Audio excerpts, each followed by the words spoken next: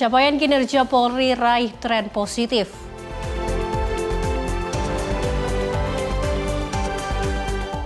Tolak bayar kencan pakai HP, seorang gadis dibunuh di Malang.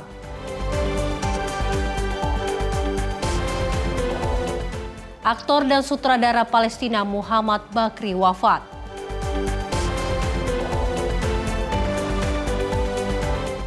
Menko Zulhas sidak pasar induk Keramat Jati.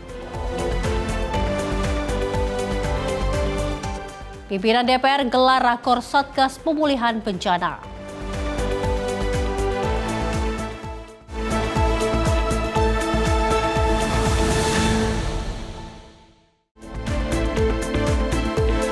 Halo, selamat pagi pemirsa Sinpo TV.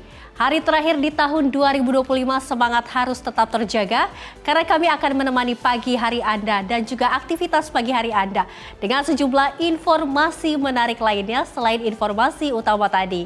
Bersama saya Luis Ayu, inilah Menyapa Indonesia Pagi selengkapnya.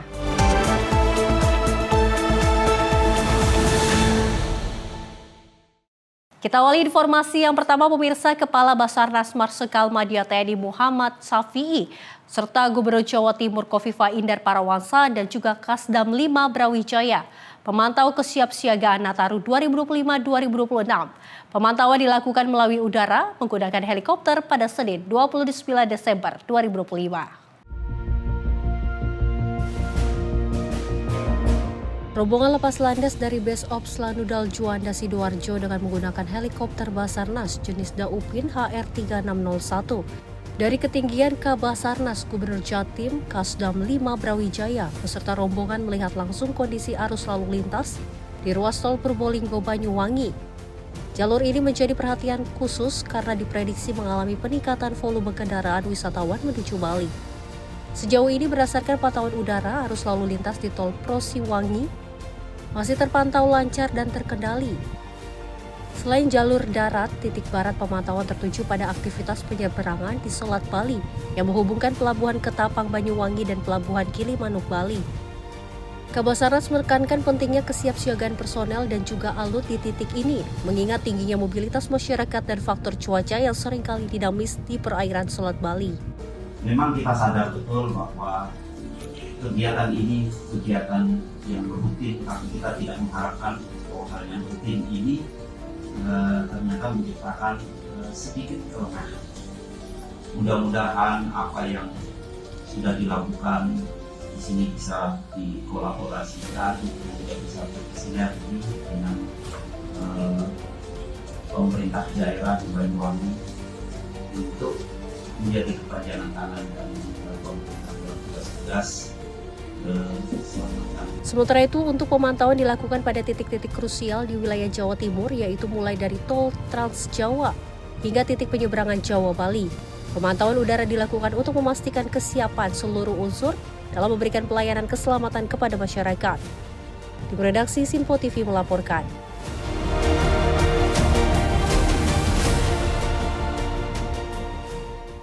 Satu hari menjelang libur panjang tahun baru, Kepala Dinas Perhubungan DKI Jakarta, Syafrin Liputo, melakukan peninjauan ke Terminal Bus Kalideres, Jakarta Barat pada Selasa pagi. Dari hasil pemeriksaan ke sejumlah terminal di Jakarta, Syafrin menyatakan 70% bus angkutan Nataru 2025 tidak layak jalan. Kepala Dinas Perhubungan DKI Jakarta, Syafrin Liputo, Selasa pagi melakukan peninjauan ke dalam Terminal Bus Kalideres, Jakarta Barat. Tidak hanya menyempatkan berbincang dengan para pemudik yang tengah menunggu kedatangan bus tiba, Kadisub juga melakukan pengecekan ruang loket tiket bus dan kelayakan bus yang akan mengangkut pemudik sehari menjelang perayaan Tahun Baru. Dari pemeriksaan ke sejumlah terminal bus di Jakarta, Syafrin menyatakan 70% bus angkutan Nataru 2025 tak layak jalan. Pihaknya pun telah berkoordinasi dengan perusahaan otobus untuk segera melakukan perbaikan hingga mengganti bus yang tak layak jalan tersebut sebelum memberangkatkan pemudik ke kampung halaman. Warga yang nantinya akan mudik ataupun pulang kampung setelah melakukan liburan panjang di Jakarta itu mendapatkan layanan angkutan umum yang berkeselamatan, aman, nyaman, sehingga perjalanan mereka ke kampung, apakah itu yang mudik ataupun yang pulang kampung, itu tetap baik dan selamat. Sementara itu, meski harga tiket bus dengan rute sejumlah kota favorit di Jawa Tengah mengalami kenaikan 100%, namun tak menyurutkan animo pemudik untuk tetap pulang ke kampung halaman demi merayakan malam pergantian tahun baru nanti bersama keluarga. Ya, mau pulang kampung. Ke daerah mana, Pak? Di daerah Tegal. Pak, untuk harga tiket sendiri mengalami kenaikan nggak, Pak? Naik. Naiknya berapa persen, Pak? Nggak Atau banyak dari sih. berapa ke berapa biasanya? Dari 20 ke 40. 20. 120 sampai 240 sekarang. Tinggi juga ya, Pak ya? Ya mungkin kenaikan karena loncatan penumpang. Tidak hanya memeriksa kelayakan bus dan kondisi pemudik di ruang tunggu, Kadisub DKI Jakarta beserta jajaran juga memeriksakan kesehatan awak bus, posko kesehatan dan tes urin bebas narkoba.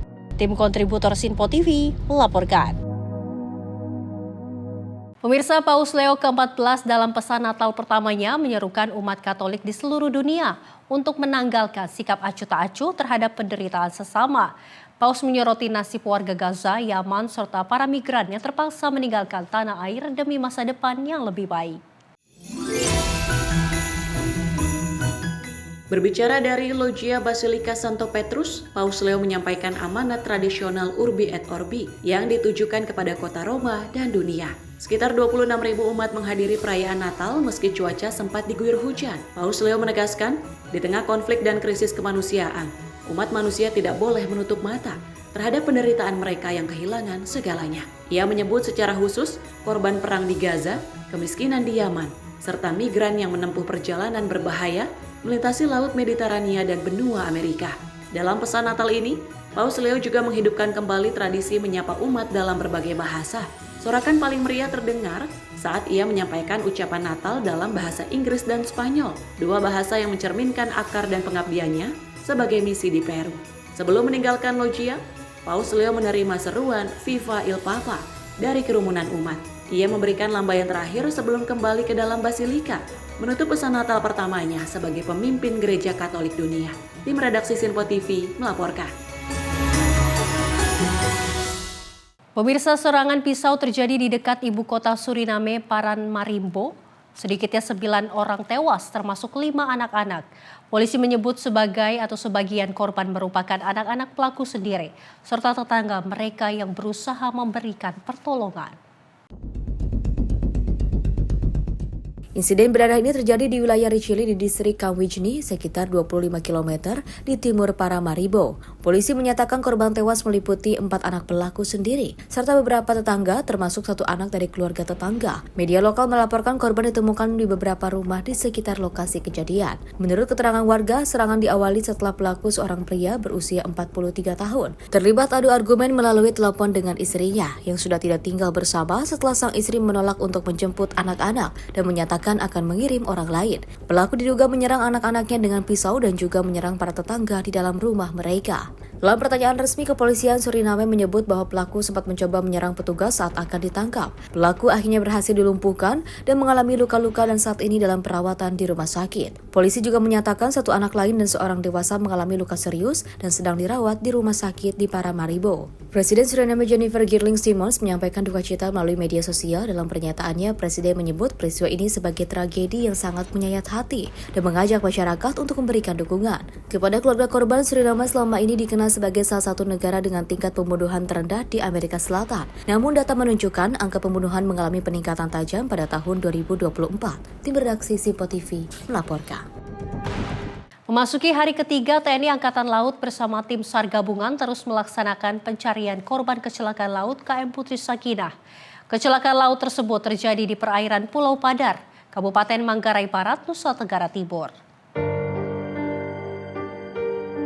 TNI Angkatan Laut dari Pangkalan TNI AL Labuan Bajo bersama tim SAR gabungan terus melaksanakan operasi pencarian dan pertolongan terhadap korban kecelakaan laut kapal motor Putri Sakinah. Pada hari ketiga operasi, tim SAR gabungan bertolak dari Dermaga Marina Labuan Bajo menuju titik lokasi kejadian di perairan Pulau Padar. Tibanya di lokasi, tim langsung melakukan penyisiran permukaan laut serta penyelaman bawah air.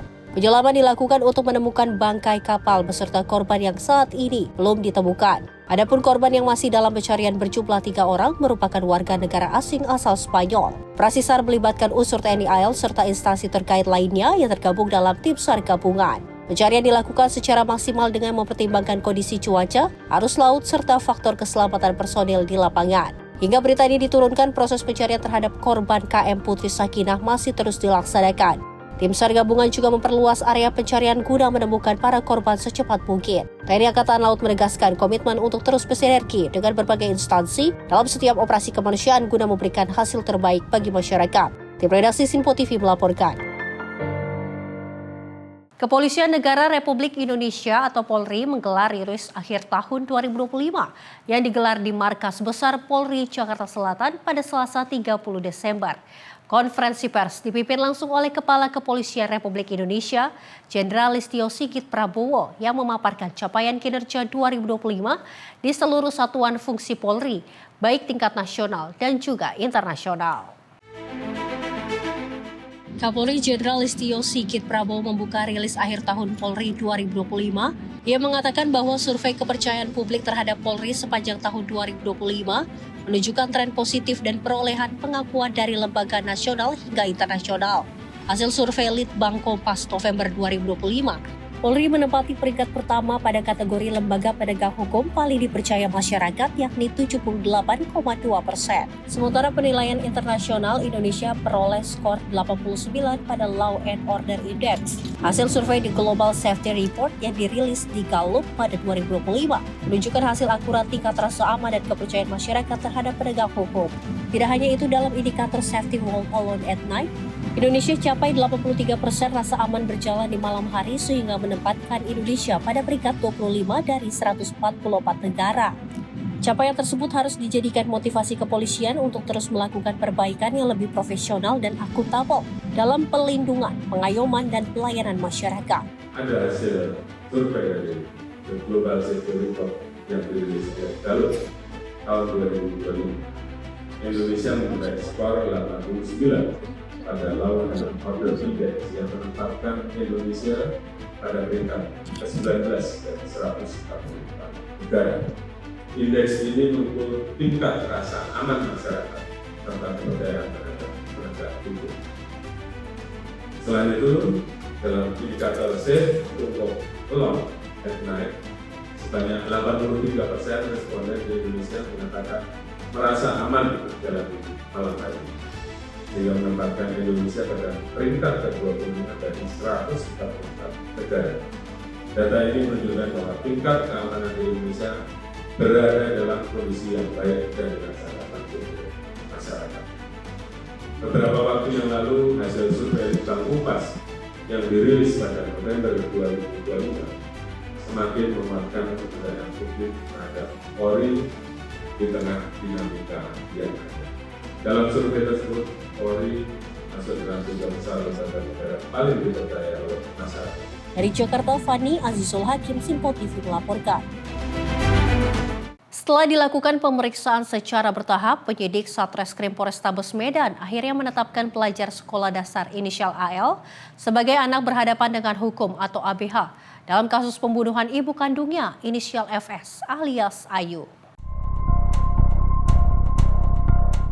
Penetapan AL sebagai ABH setelah petugas melakukan serangkaian pemeriksaan panjang dengan memintai keterangan 37 saksi dan adanya barang bukti yang ditemukan di lokasi kejadian. Kapolrestabes Medan Kombes Calvin Simanjuntak pada Senin 29 Desember 2025 siang memaparkan kronologi sebelum dan sesudah peristiwa pembunuhan serta motif AL tega menghabisi nyawa ibu kandungnya sendiri. Calvin mengaku AL yang kini berstatus anak berhadapan dengan hukum kecewa dan sakit hati kepada korban yang kerap memarahinya dan kakak kandungnya, bahkan melakukan kekerasan fisik. Puncaknya pada malam sebelum kejadian, AL melihat kakak kandungnya dipukul oleh korban menggunakan gagang sapu dan ikat pinggang. Timbul niat AL untuk melukai korban, namun saat itu belum ada kesempatan. Kesempatan terjadi pada saat korban tertidur di dalam kamar lantai 1 bersama kakak dan AL. AL yang terbawa rasa kecewa dan marah terbangun di tengah malam, kemudian mengambil pisau di dapur dan menusukkan senjata tersebut ke tubuh korban. Diperkirakan ada 26 luka tusukan di tubuh korban saat peristiwa pembunuhan tersebut terjadi. Sebelum menghabisi nyawa ibu kandungnya, korban sempat melepas bajunya dengan alasan agar tidak terkena noda darah. berdarah. Kakak korban sempat merampas pisau yang digunakan adiknya menusuk korban. Namun pelaku yang sudah gelap mata kembali pisau lainnya yang ada di dalam kamar dan kembali menusuk tubuh korban yang sudah tak berdaya. Dilakukan korban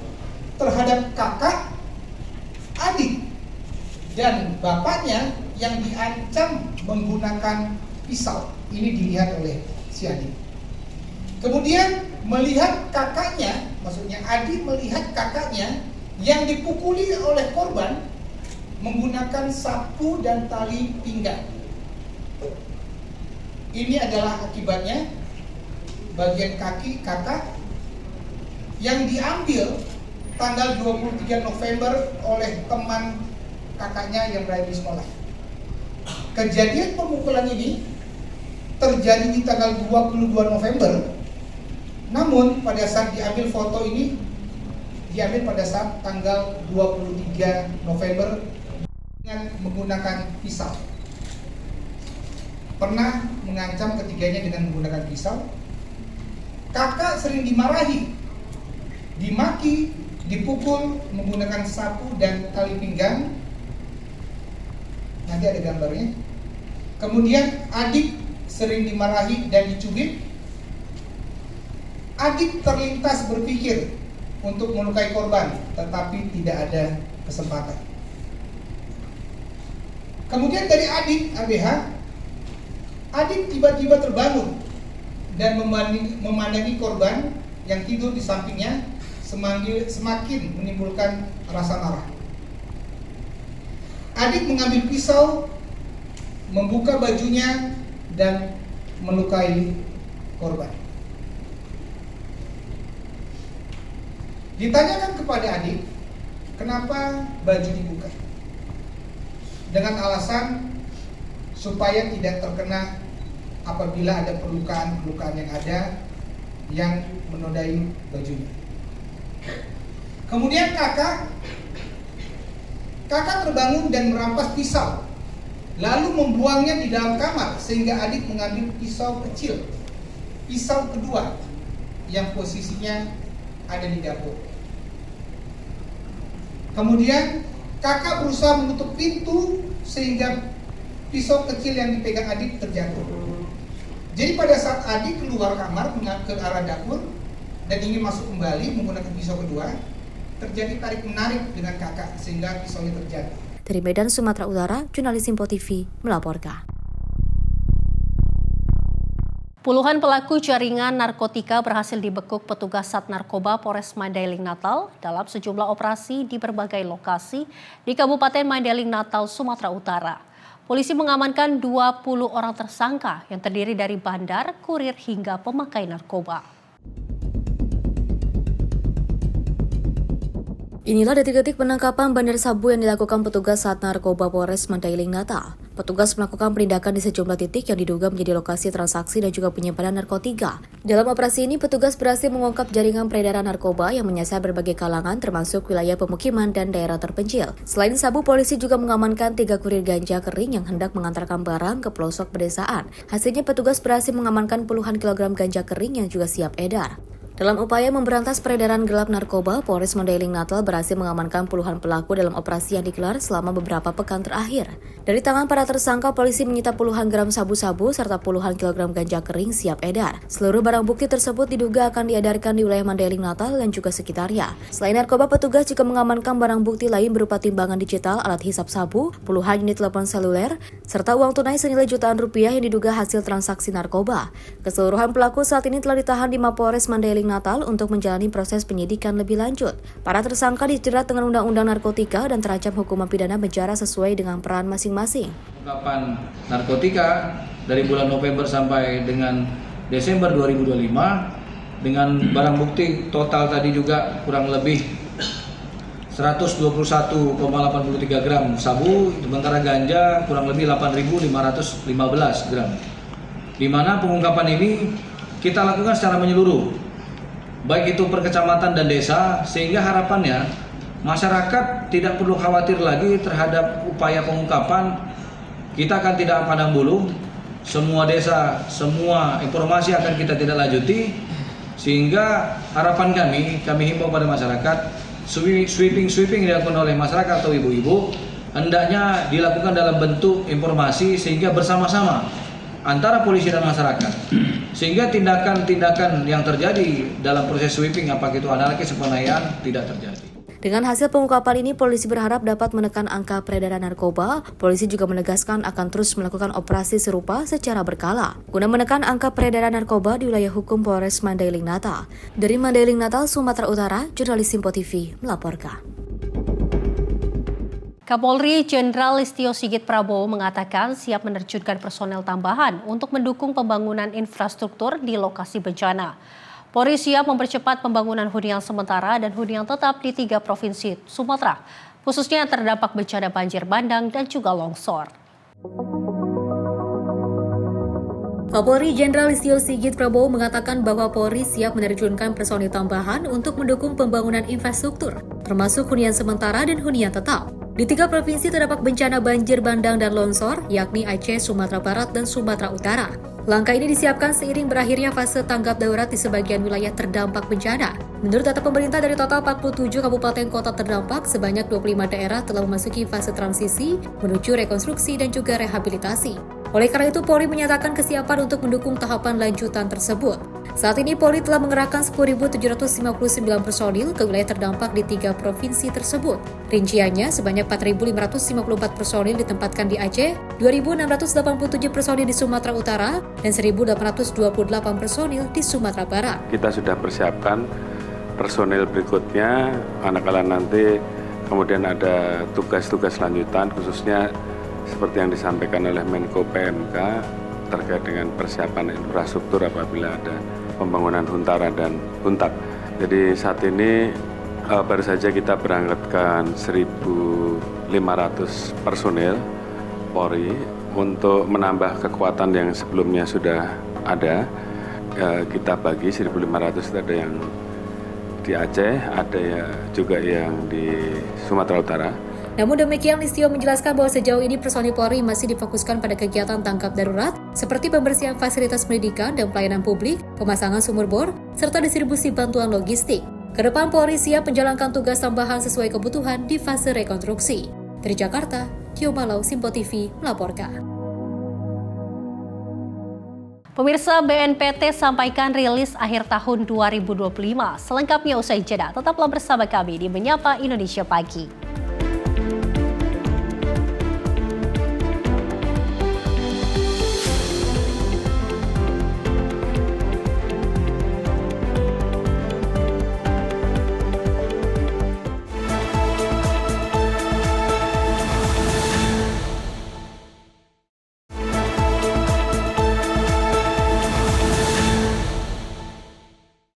Selamat pagi pemirsa, dan kembali menyaksikan Menyapa Indonesia Pagi. Informasi kami lanjutkan. Badan Nasional Penanggulangan Terorisme menyampaikan sepanjang tahun 2025, dinamika terorisme di Indonesia menunjukkan pergeseran pola dari ancaman fisik menuju penyebaran ideologi melalui ruang digital. Penyebaran ideologi tersebut menyebabkan 112 anak terpapar radikalisasi melalui ruang digital yang tersebar di 26 provinsi. Sepanjang tahun 2025, BNPT telah menemukan pergeseran pola dinamika terorisme dari ancaman fisik menuju penyebaran ideologi melalui ruang digital. Fenomena itu dibuktikan dengan temuan konten bermuatan intoleransi radikal terorisme sebanyak 21.199 konten yang didominasi oleh konten propaganda hingga perekrutan. Dalam kasus tersebut, Densus 88 Anti Terorisme Polri menemukan sebanyak 112 anak di 26 provinsi telah teradikalisasi melalui game online dan media sosial. 112 anak itu teridentifikasi telah berinteraksi dengan konten bermuatan radikal terorisme, kerentanan psikologi remaja, fenomena lone actor anak, hingga perekrutan melalui ruang digital tanpa pertemuan fisik. Sepanjang tahun 2025, aparat penegak hukum Densus 88 sudah menangkap beberapa jaringan terorisme maupun simpatisan Ansor Daulah yang berkiblat kepada ISIS, dan juga 112 anak yang terradikalisasi di sosial media. Nah, ini menunjukkan bahwa baik itu sosial media maupun di game online. Ya. Ada beberapa peristiwa juga kemarin SMA 72 dalam PBB terkait dengan terorisme, tapi mereka terpapar di sosial media. Dalam respon tantangan tersebut, BNPT mengkoordinasikan dan melaksanakan program sekolah damai, kampus kebangsaan dan memperkuat peran Forum Koordinasi Pencegahan Terorisme atau FKPT di 36 provinsi. Selain itu, dalam penguatan kontraradikalisasi, BNPT juga membentuk satuan tugas kontraradikalisasi yang melibatkan 8 kementerian dan lembaga. Dari Jakarta, Sri Dewi Andayani, Mutia Anggaini, Simpo TV melaporkan.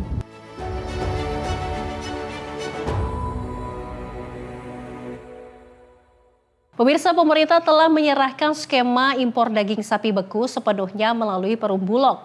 Bulog dipilih agar dapat mengawasi dan menstabilkan harga di pasaran.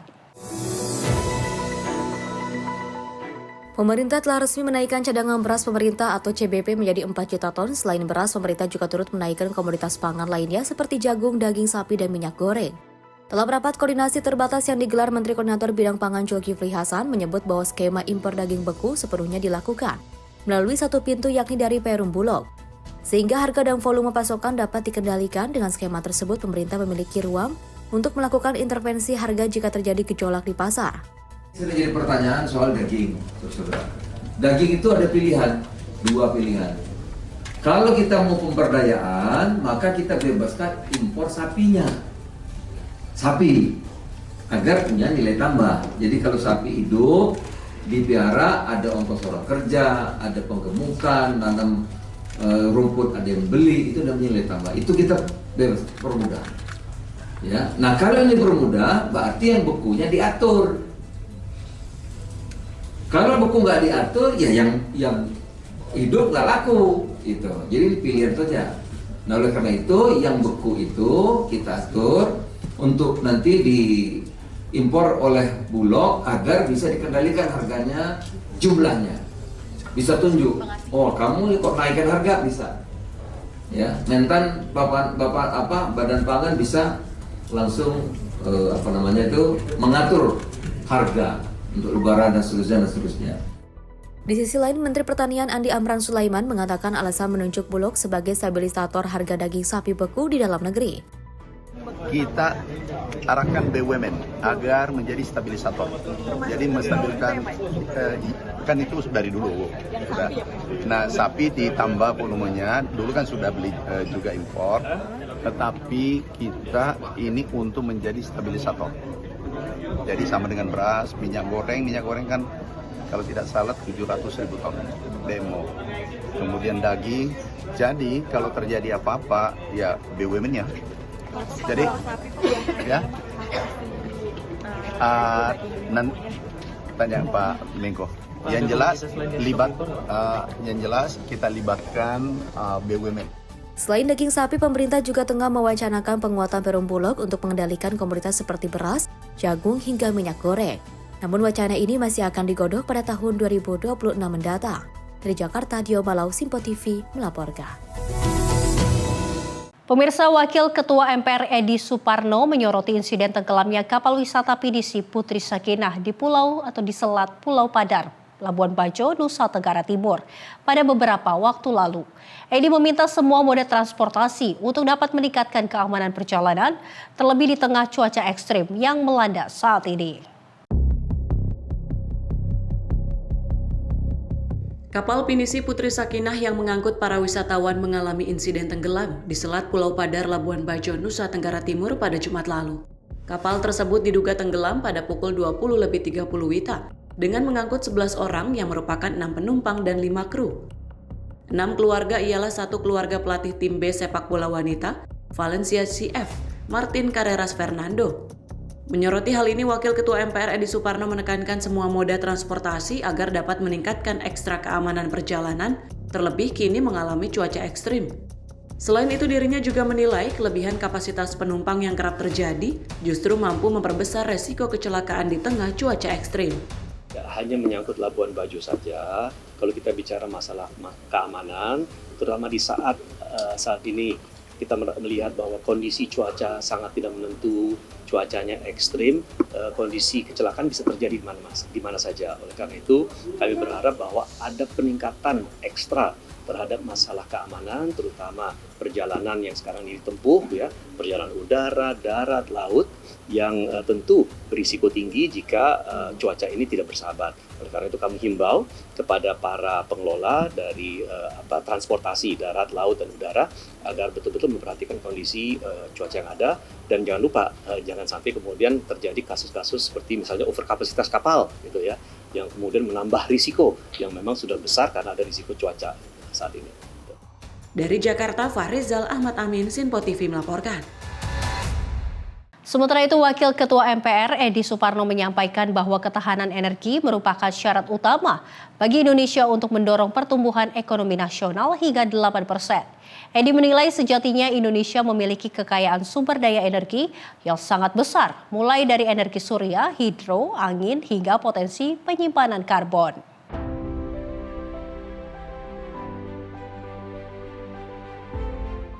Wakil Ketua MPR Edi Suparno menggelar refleksi akhir tahun 2025 sebagai bentuk laporan atas kinerja MPR kepada publik di Kompleks Parlemen Senayan, Jakarta. Dalam refleksi akhir tahun ini membahas berbagai kegiatan di bidang transisi energi, bidang energi terbarukan, ketahanan energi, dan lingkungan hidup serta perihal krisis iklim. Edi mengatakan pihaknya kini berkomitmen untuk mengawal berbagai kebijakan dan legislasi strategis di sektor energi, khususnya percepatan transisi energi nasional menuju arah yang lebih berkelanjutan. Langkah tersebut bertujuan memastikan Indonesia mampu mengawal proses transisi energi ini harus dapat dilakukan secara cepat dan juga terukur.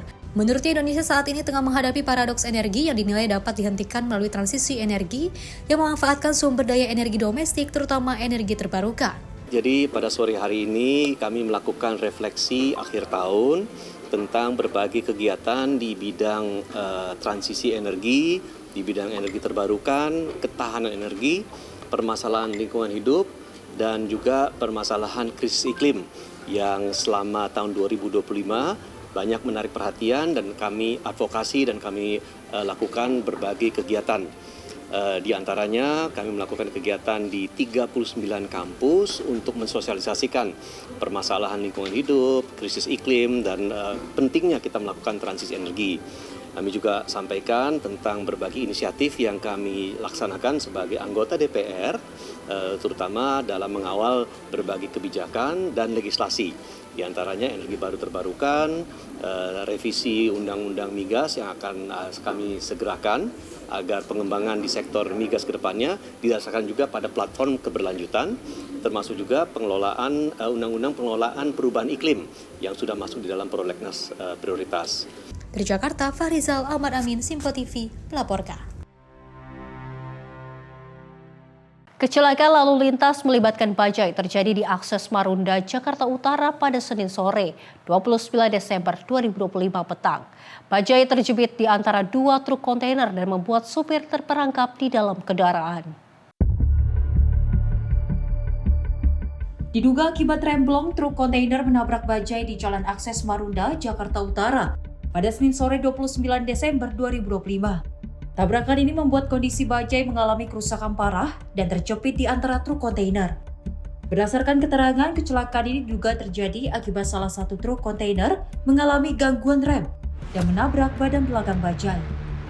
Anggota TNI dan pengguna jalan yang melintas segera memberikan pertolongan dan melakukan upaya evakuasi terhadap supir bajai yang terperangkap di dalam kabin. Meski berhasil diselamatkan, namun kondisi supir bajai mengalami luka serius akibat terjepit.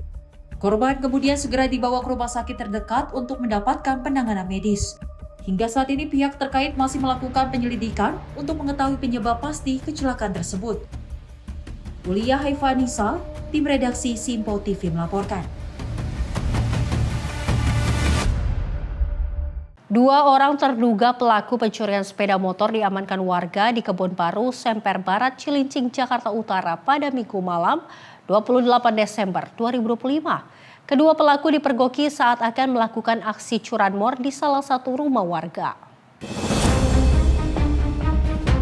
Aksi pencurian sepeda motor berhasil digagalkan warga Kebon Baru, Semper Barat, Cilincing, Jakarta Utara pada Minggu malam 28 Desember 2025. 2 orang terduga pelaku pencurian tertangkap tangan merusak kunci kontak sepeda motor Honda Beat yang terparkir di garasi rumah warga di RT 05 RW 10 Semper Barat. Keduanya kemudian diamankan warga setelah sebelumnya berusaha melarikan diri namun gagal. Dari hasil penggeledahan, warga menemukan barang bukti berupa 1 pucuk senjata airgun, sebilah badik, serta kunci letter T yang diduga digunakan saat beraksi. Saat diinterogasi, kedua terduga pelaku mengaku berdomisili di kawasan Mahoni, Koja, Jakarta Utara. Selanjutnya, kedua terduga pelaku diserahkan ke kantor Polsek Cilincing untuk proses hukum lebih lanjut dan pengembangan kasus. Ulia Haifanisa, tim redaksi Simpo TV melaporkan. Aksi pencurian terjadi di rumah yang diduga sebagai warung di Jalan Cilincing, Krematorium, Jakarta Utara Minggu pagi 28 Desember. Korban merupakan seorang nenek yang saat itu sedang sendirian menjaga warung. Peristiwa pencurian terjadi sekitar pukul 6.00 waktu Indonesia Barat. 2 pria tak dikenal diduga menjadi pelaku dalam aksi ini. Berdasarkan informasi, salah satu pelaku menunggu di atas sepeda motor. Sementara pelaku lain masuk ke dalam warung untuk melancarkan aksinya. Pelaku mengambil uang tunai sebesar Rp3.300.000 serta 1 unit telepon genggam milik korban. Setelah berhasil melakukan pencurian, kedua pelaku langsung melarikan diri meninggalkan lokasi kejadian menggunakan sepeda motor yang mereka bawa.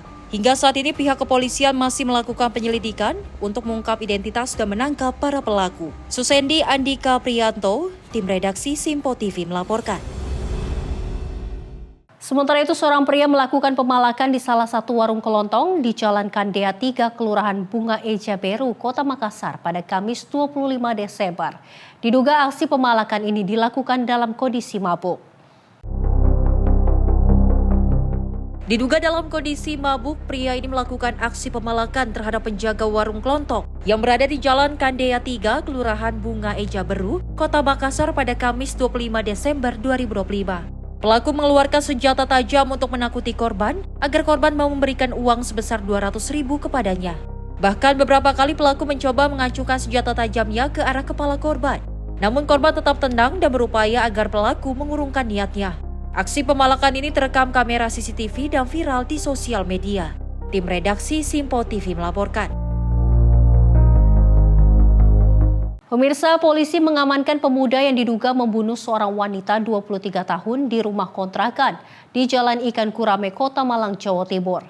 Diduga pembunuhan terjadi akibat korban menolak pembayaran layanan kencan dengan jaminan HP pelaku.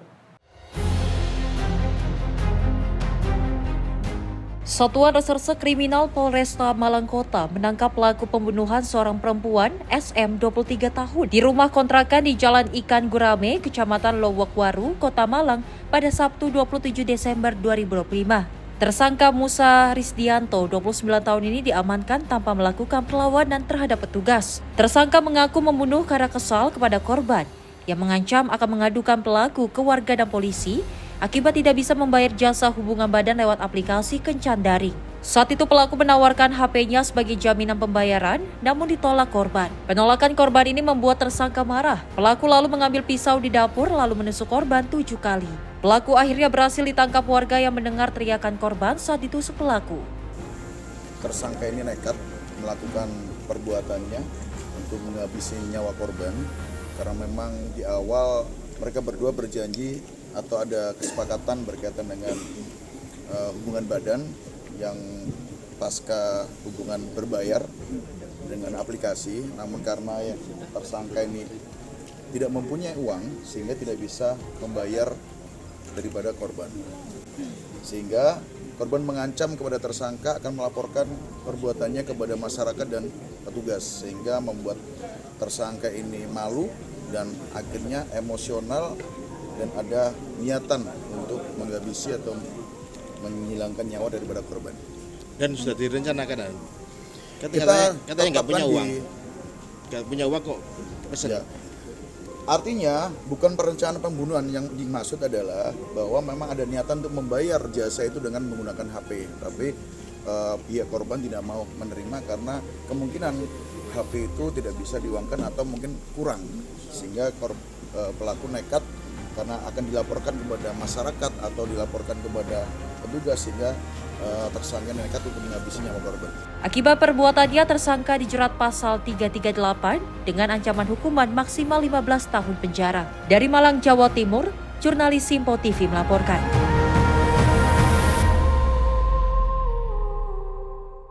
Pemirsa, informasi menarik lainnya akan kami hadirkan, salah satunya pengakuan Israel atas Somaliland dinilai ganggu stabilitas. Selengkapnya usai jeda, tetaplah bersama kami di Simpo TV.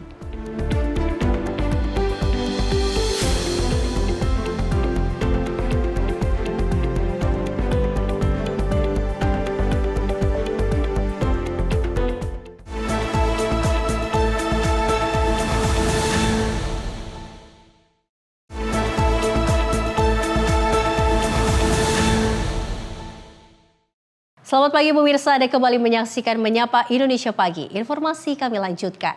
Sejumlah negara menyatakan penolakan atas keputusan Israel yang mengakui Somaliland sebagai negara merdeka. Pengakuan ini menjadi yang pertama dalam lebih dari 30 tahun.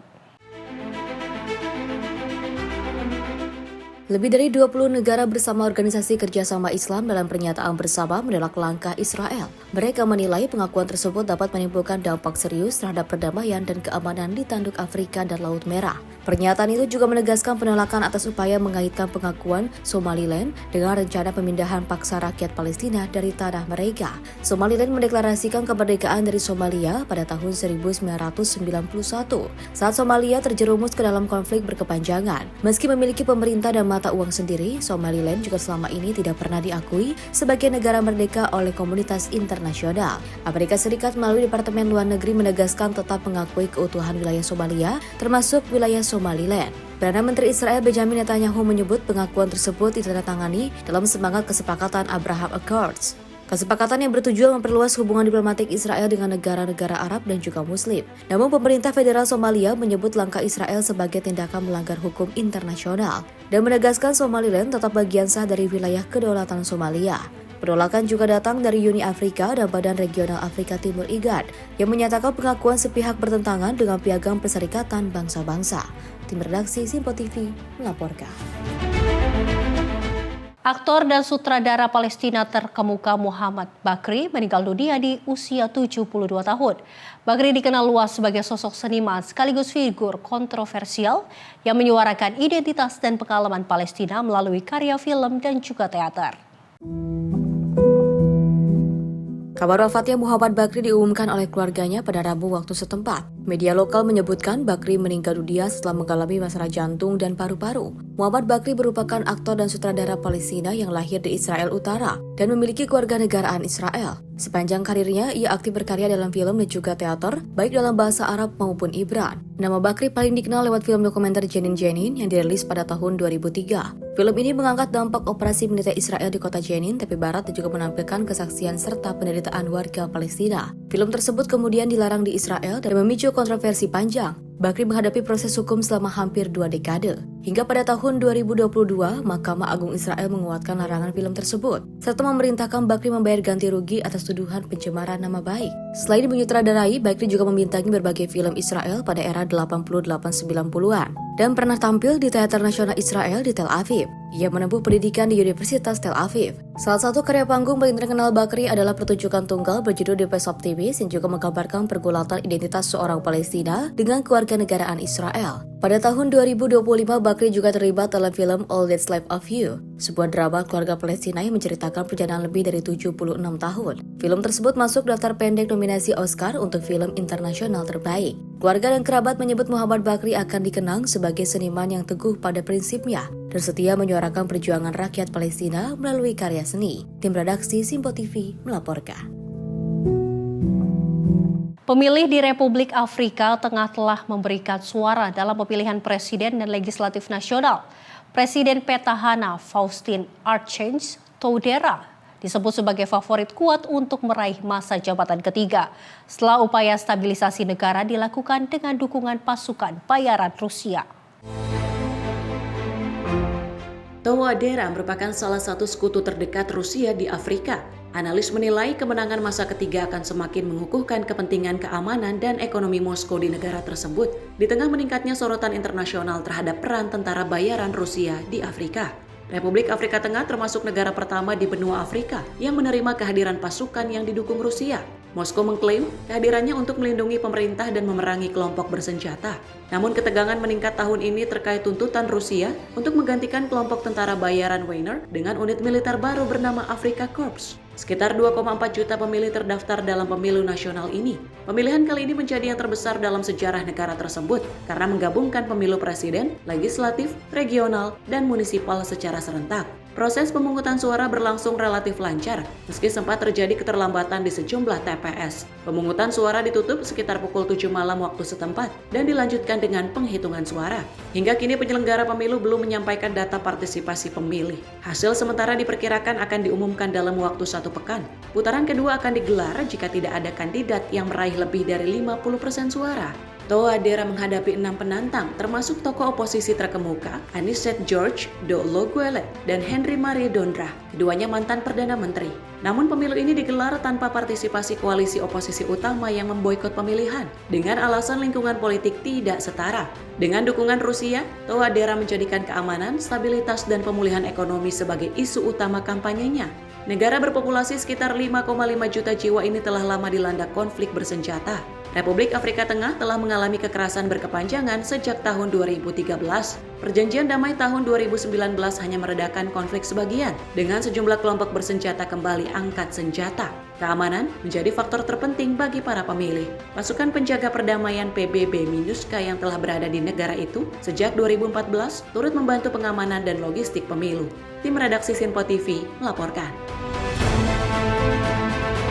Presiden Amerika Serikat Donald Trump menegaskan Ukraina dan Rusia kini berada lebih dekat dari sebelumnya menuju kesepakatan damai.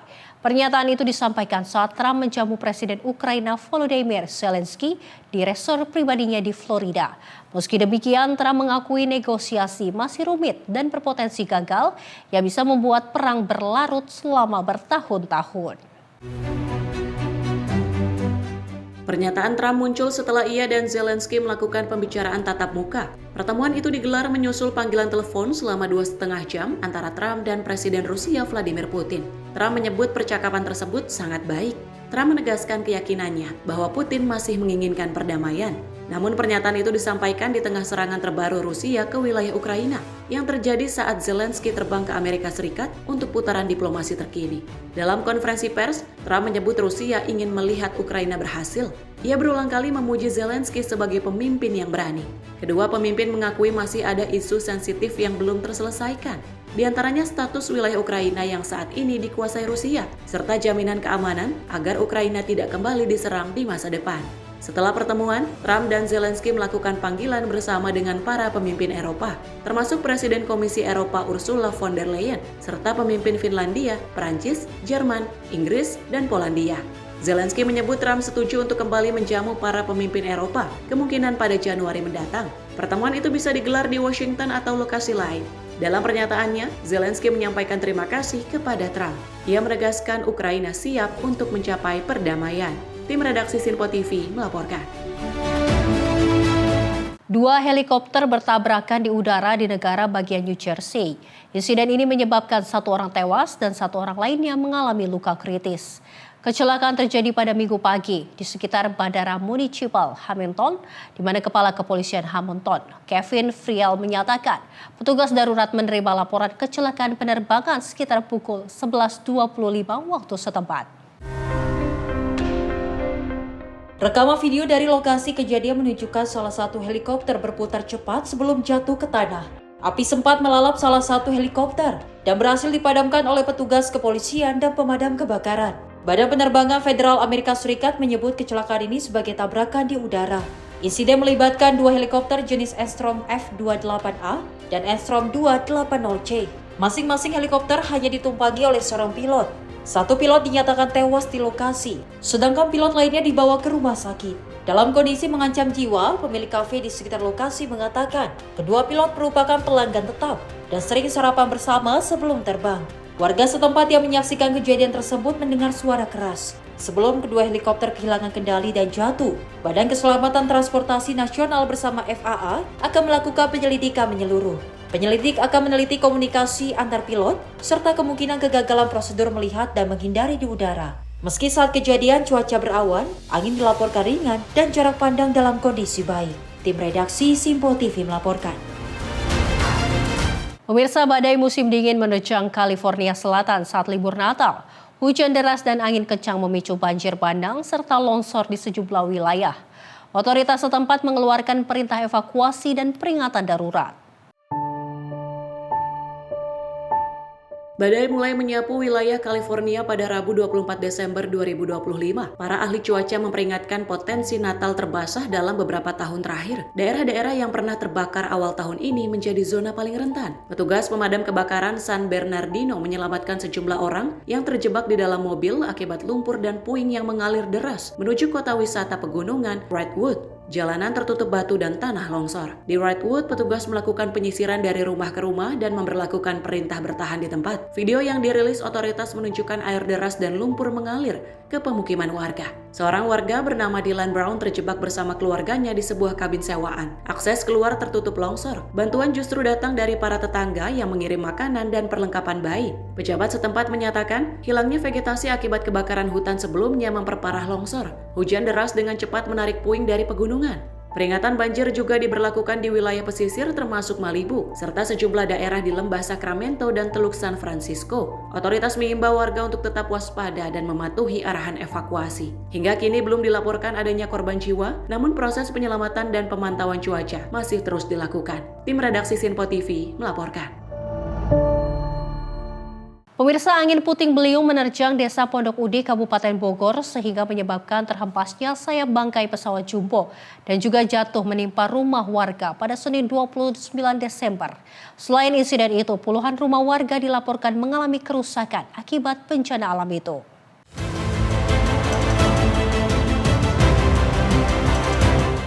Sebuah bangkai pesawat berukuran jumbo jatuh dan menimpa rumah warga setelah diterjang angin puting beliung di Desa Pondok Ude, Kecamatan Kemang, Kabupaten Bogor pada Senin 29 Desember 2025. Runtuhan bangkai pesawat diketahui menimpa rumah warga yang berada di Jalan Raya Parung Kemang, Desa Pondok Ude, Kecamatan Kemang, Kabupaten Bogor, Jawa Barat. Hingga Senin malam, badan pesawat tersebut masih berada di atas rumah warga karena belum dilakukan proses evakuasi. Warga setempat mengaku kesulitan mengevakuasi bangkai pesawat karena ukurannya yang besar dan keterbatasan peralatan. Kondisi tersebut membuat rumah yang tertimpa belum dapat diperbaiki. Peristiwa ini bermula ketika wilayah utara Kabupaten Bogor dilanda angin puting beliung dengan intensitas cukup kuat pada sore hari. Angin kencang berputar disertai dengan hujan menyebabkan sejumlah objek berat bergeseran dan roboh. Terjangan angin menyebabkan bangkai pesawat yang sebelumnya dipajang di area tersebut bergeser dan akhirnya jatuh menimpa rumah warga. Selain insiden bangkai pesawat, angin puting beliung juga mengakibatkan puluhan rumah warga mengalami kerusakan dengan tingkat keparahan berbeda-beda. Pelaksana tugas Kepala Seksi Ketentraman dan juga Ketertiban Kecamatan Kemang, Narman, mengatakan pihaknya masih melakukan pendataan di lokasi kejadian. Tim redaksi Simpo TV melaporkan.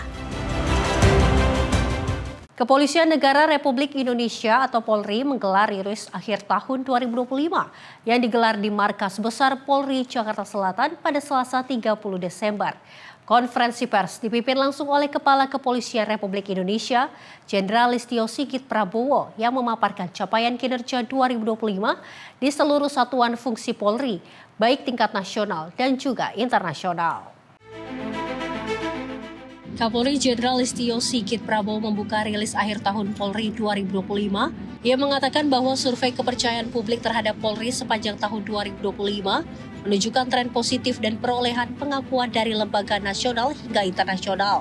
Hasil survei Litbang Kompas November 2025, Polri menempati peringkat pertama pada kategori lembaga penegak hukum paling dipercaya masyarakat, yakni 78,2%. Sementara penilaian internasional, Indonesia peroleh skor 89 pada Law and Order Index. Hasil survei di Global Safety Report yang dirilis di Gallup pada 2025 menunjukkan hasil akurat tingkat rasa aman dan kepercayaan masyarakat terhadap penegak hukum. Tidak hanya itu, dalam indikator Safety Walk Alone at Night, Indonesia capai 83% rasa aman berjalan di malam hari sehingga menempatkan Indonesia pada peringkat 25 dari 144 negara. Capaian tersebut harus dijadikan motivasi kepolisian untuk terus melakukan perbaikan yang lebih profesional dan akuntabel dalam pelindungan, pengayoman, dan pelayanan masyarakat.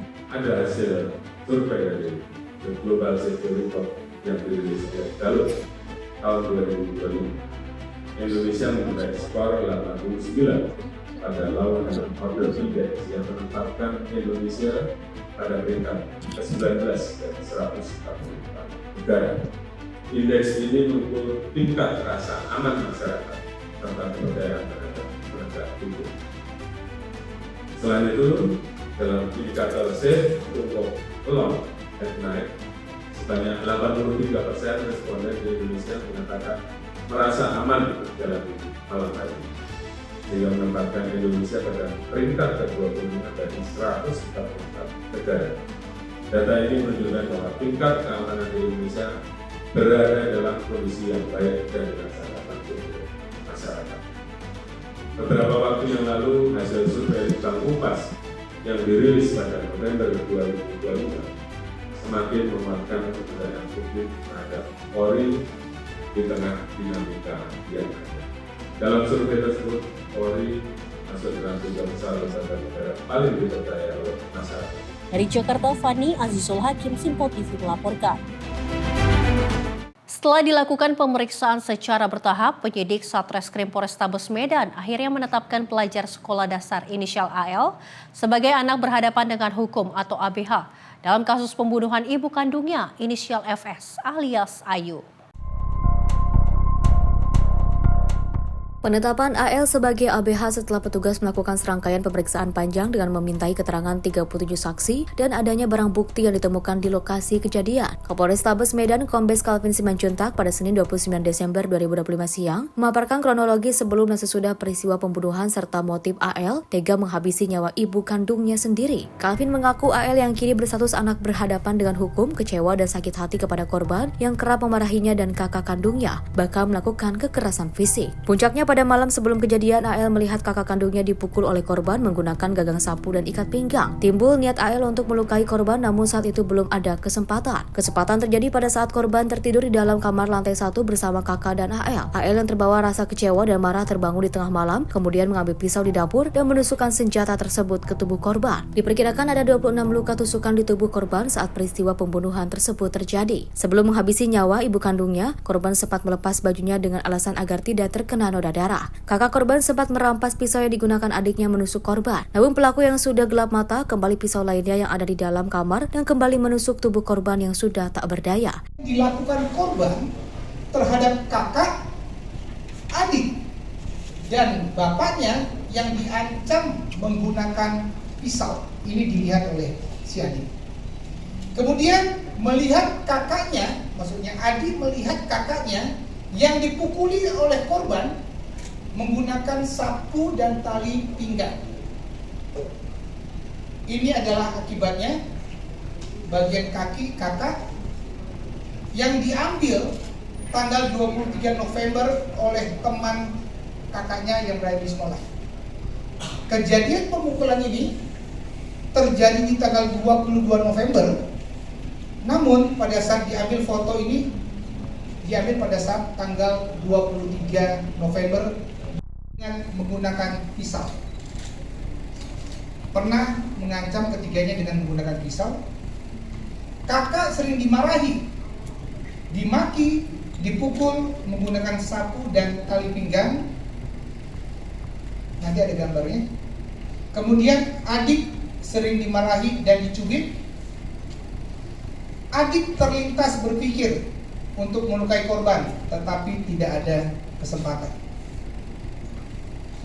Kemudian dari adik ABH, adik tiba-tiba terbangun dan memandangi korban yang tidur di sampingnya semakin menimbulkan rasa marah.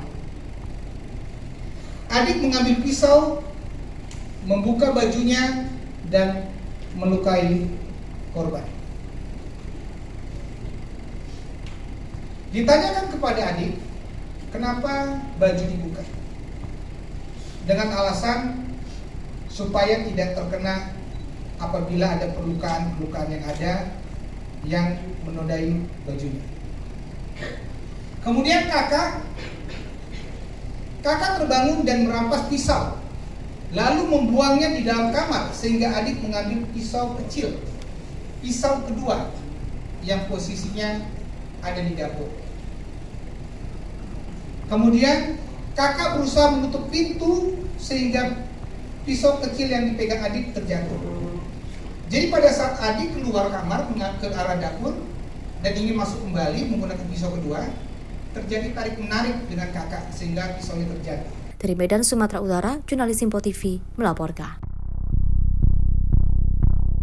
Pimpinan DPR RI bersama pemerintah menggelar rapat koordinasi Satuan Tugas Pemulihan Pasca Bencana yang saat ini tengah berlangsung di Provinsi Aceh.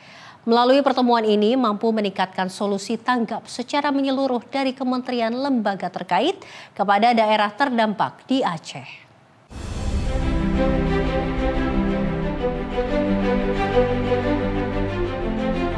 Wakil Ketua DPR RI Dasko mengungkapkan pertemuan ini dilakukan sebagai langkah cepat penanganan pemulihan di sejumlah daerah terdampak di Provinsi Aceh. Dasko menjelaskan penanganan tanggap diperlukan dengan upaya penyatuan persepsi di setiap kementerian lembaga dan pemerintah daerah setempat, guna menyalurkan bantuan yang diperlukan atas daerah terdampak.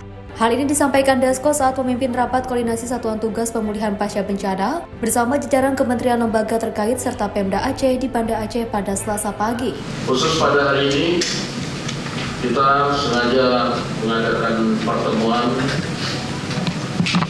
yang kami fasilitasi dari Dewan Perwakilan Rakyat Republik Indonesia dalam rangka pemulihan pasca bencana untuk kita sama-sama setelah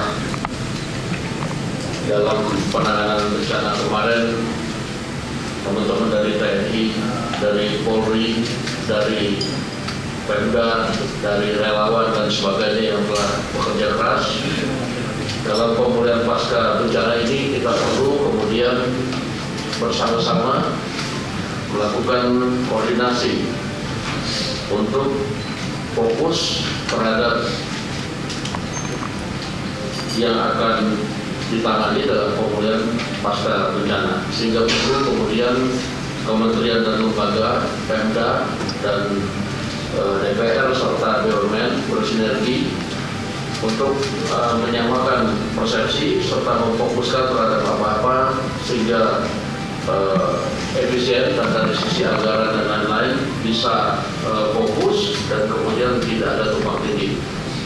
Nah, untuk itu pada hari ini kita mengadakan pertemuan pada hari ini dan sudah juga kami sampaikan kepada Bapak Presiden yang besok insya Allah akan ke Aceh bahwa kita akan mulai pada hari ini melakukan rapat koordinasi supaya pada tahun depan di anggaran 2026 pemulihan pasca bencana bisa berjalan sebagaimana mestinya.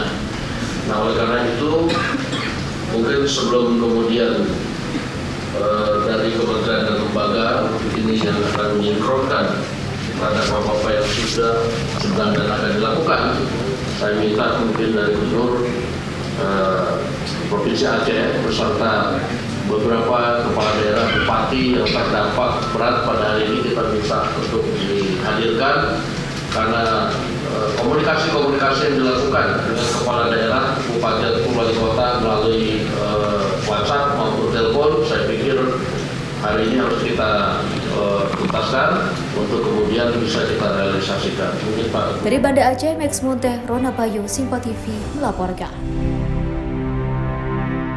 Pemirsa, Kasat apresiasi media dalam pemberitaan positif penanganan bencana. Informasinya usai jeda. Tetaplah bersama kami di Simpo TV.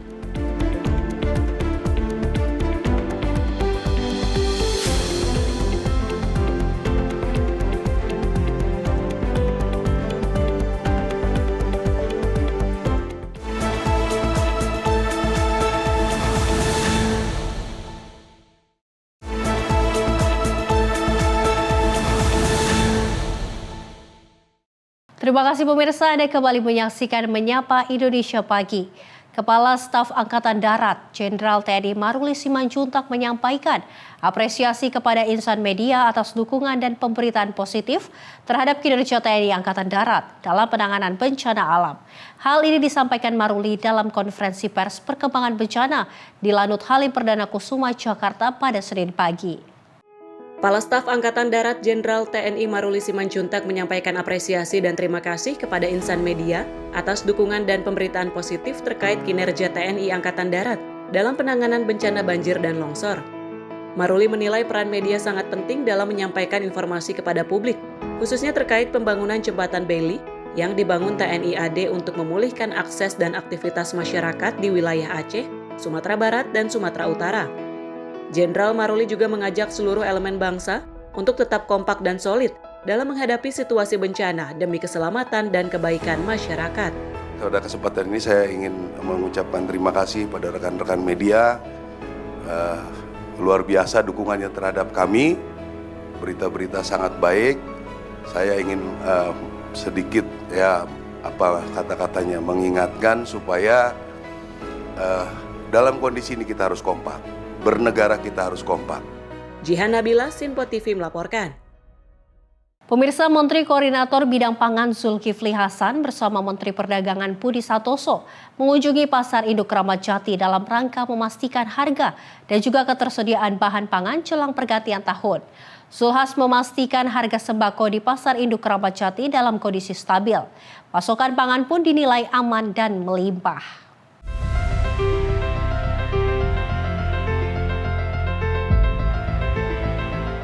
Menko Pangan Zulkifli Hasan melakukan inspeksi mendadak ke Pasar Induk Kramat Jati, Jakarta Timur untuk mengecek langsung kondisi harga dan ketersediaan bahan pokok jelang pergantian tahun baru. Didampingi Mendak Budi Santoso dan Kepala Bulog Ahmad Rizal, Zulhas menegaskan ketersediaan bahan pokok dan harga pangan di Pasar Induk Kramat Jati dalam kondisi stabil. Berdasarkan tinjauan ke sejumlah lapak-lapak pedagang, Zulhas menyebut harga daging sapi, beras, cabai, gula telur dan minyak goreng terpantau aman dengan stok yang melimpah. Jadi memang kita inkognito datang tiba-tiba. Saudara-saudara lihat sendiri tanggal 29 Desember, 2 hari menjelang tahun baru, Natal sudah lewat ya.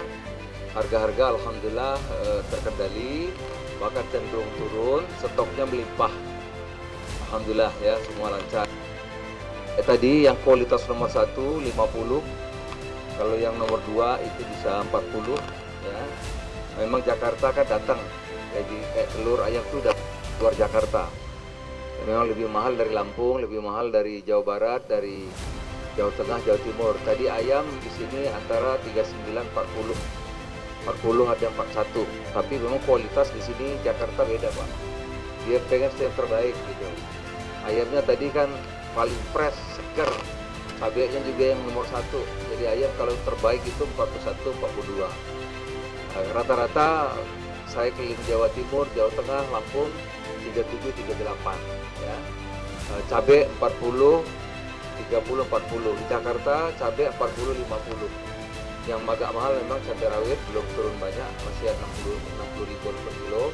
Kalau beras standar tadi pedagang yang biasa belanja agak turun. Ya, misalnya tadi 62 ya, yang beras premium tadi biasanya 70 berapa per 50 tapi turun, artinya kira-kira 14 ribuan. Kalau 14-15 premium itu sudah pemerintah 14-15. Jadi alhamdulillah harga-harga stok aman terkendali. Nah, daging sapi 130 kalau belinya agak banyak bisa kurang. Itu yang khas terbaik, yang terbaik ya. Dari Jakarta, Sri Dewi Andayani, Putih Anggiani, Sinpo TV melaporkan. Pemirsa, pemerintah telah menyerahkan skema impor daging sapi beku sepenuhnya melalui Perum Bulog. Bulog dipilih agar dapat mengawasi dan menstabilkan harga di pasaran. Pemerintah telah resmi menaikkan cadangan beras pemerintah atau CBP menjadi 4 juta ton. Selain beras, pemerintah juga turut menaikkan komoditas pangan lainnya seperti jagung, daging sapi, dan minyak goreng. Dalam rapat koordinasi terbatas yang digelar, Menteri Koordinator Bidang Pangan Zulkifli Hasan menyebut bahwa skema impor daging beku sepenuhnya dilakukan melalui satu pintu yakni dari Perum Bulog. Sehingga harga dan volume pasokan dapat dikendalikan. Dengan skema tersebut, pemerintah memiliki ruang untuk melakukan intervensi harga jika terjadi gejolak di pasar. Sudah jadi pertanyaan soal daging, saudara. Daging itu ada pilihan, 2 pilihan.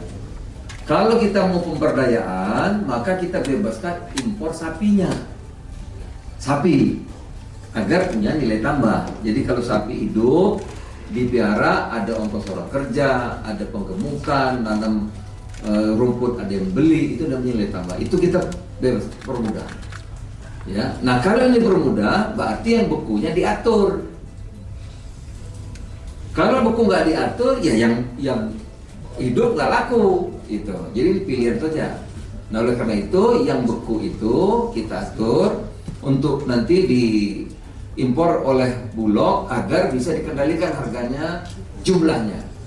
Bisa tunjuk, oh kamu kok naikkan harga, bisa.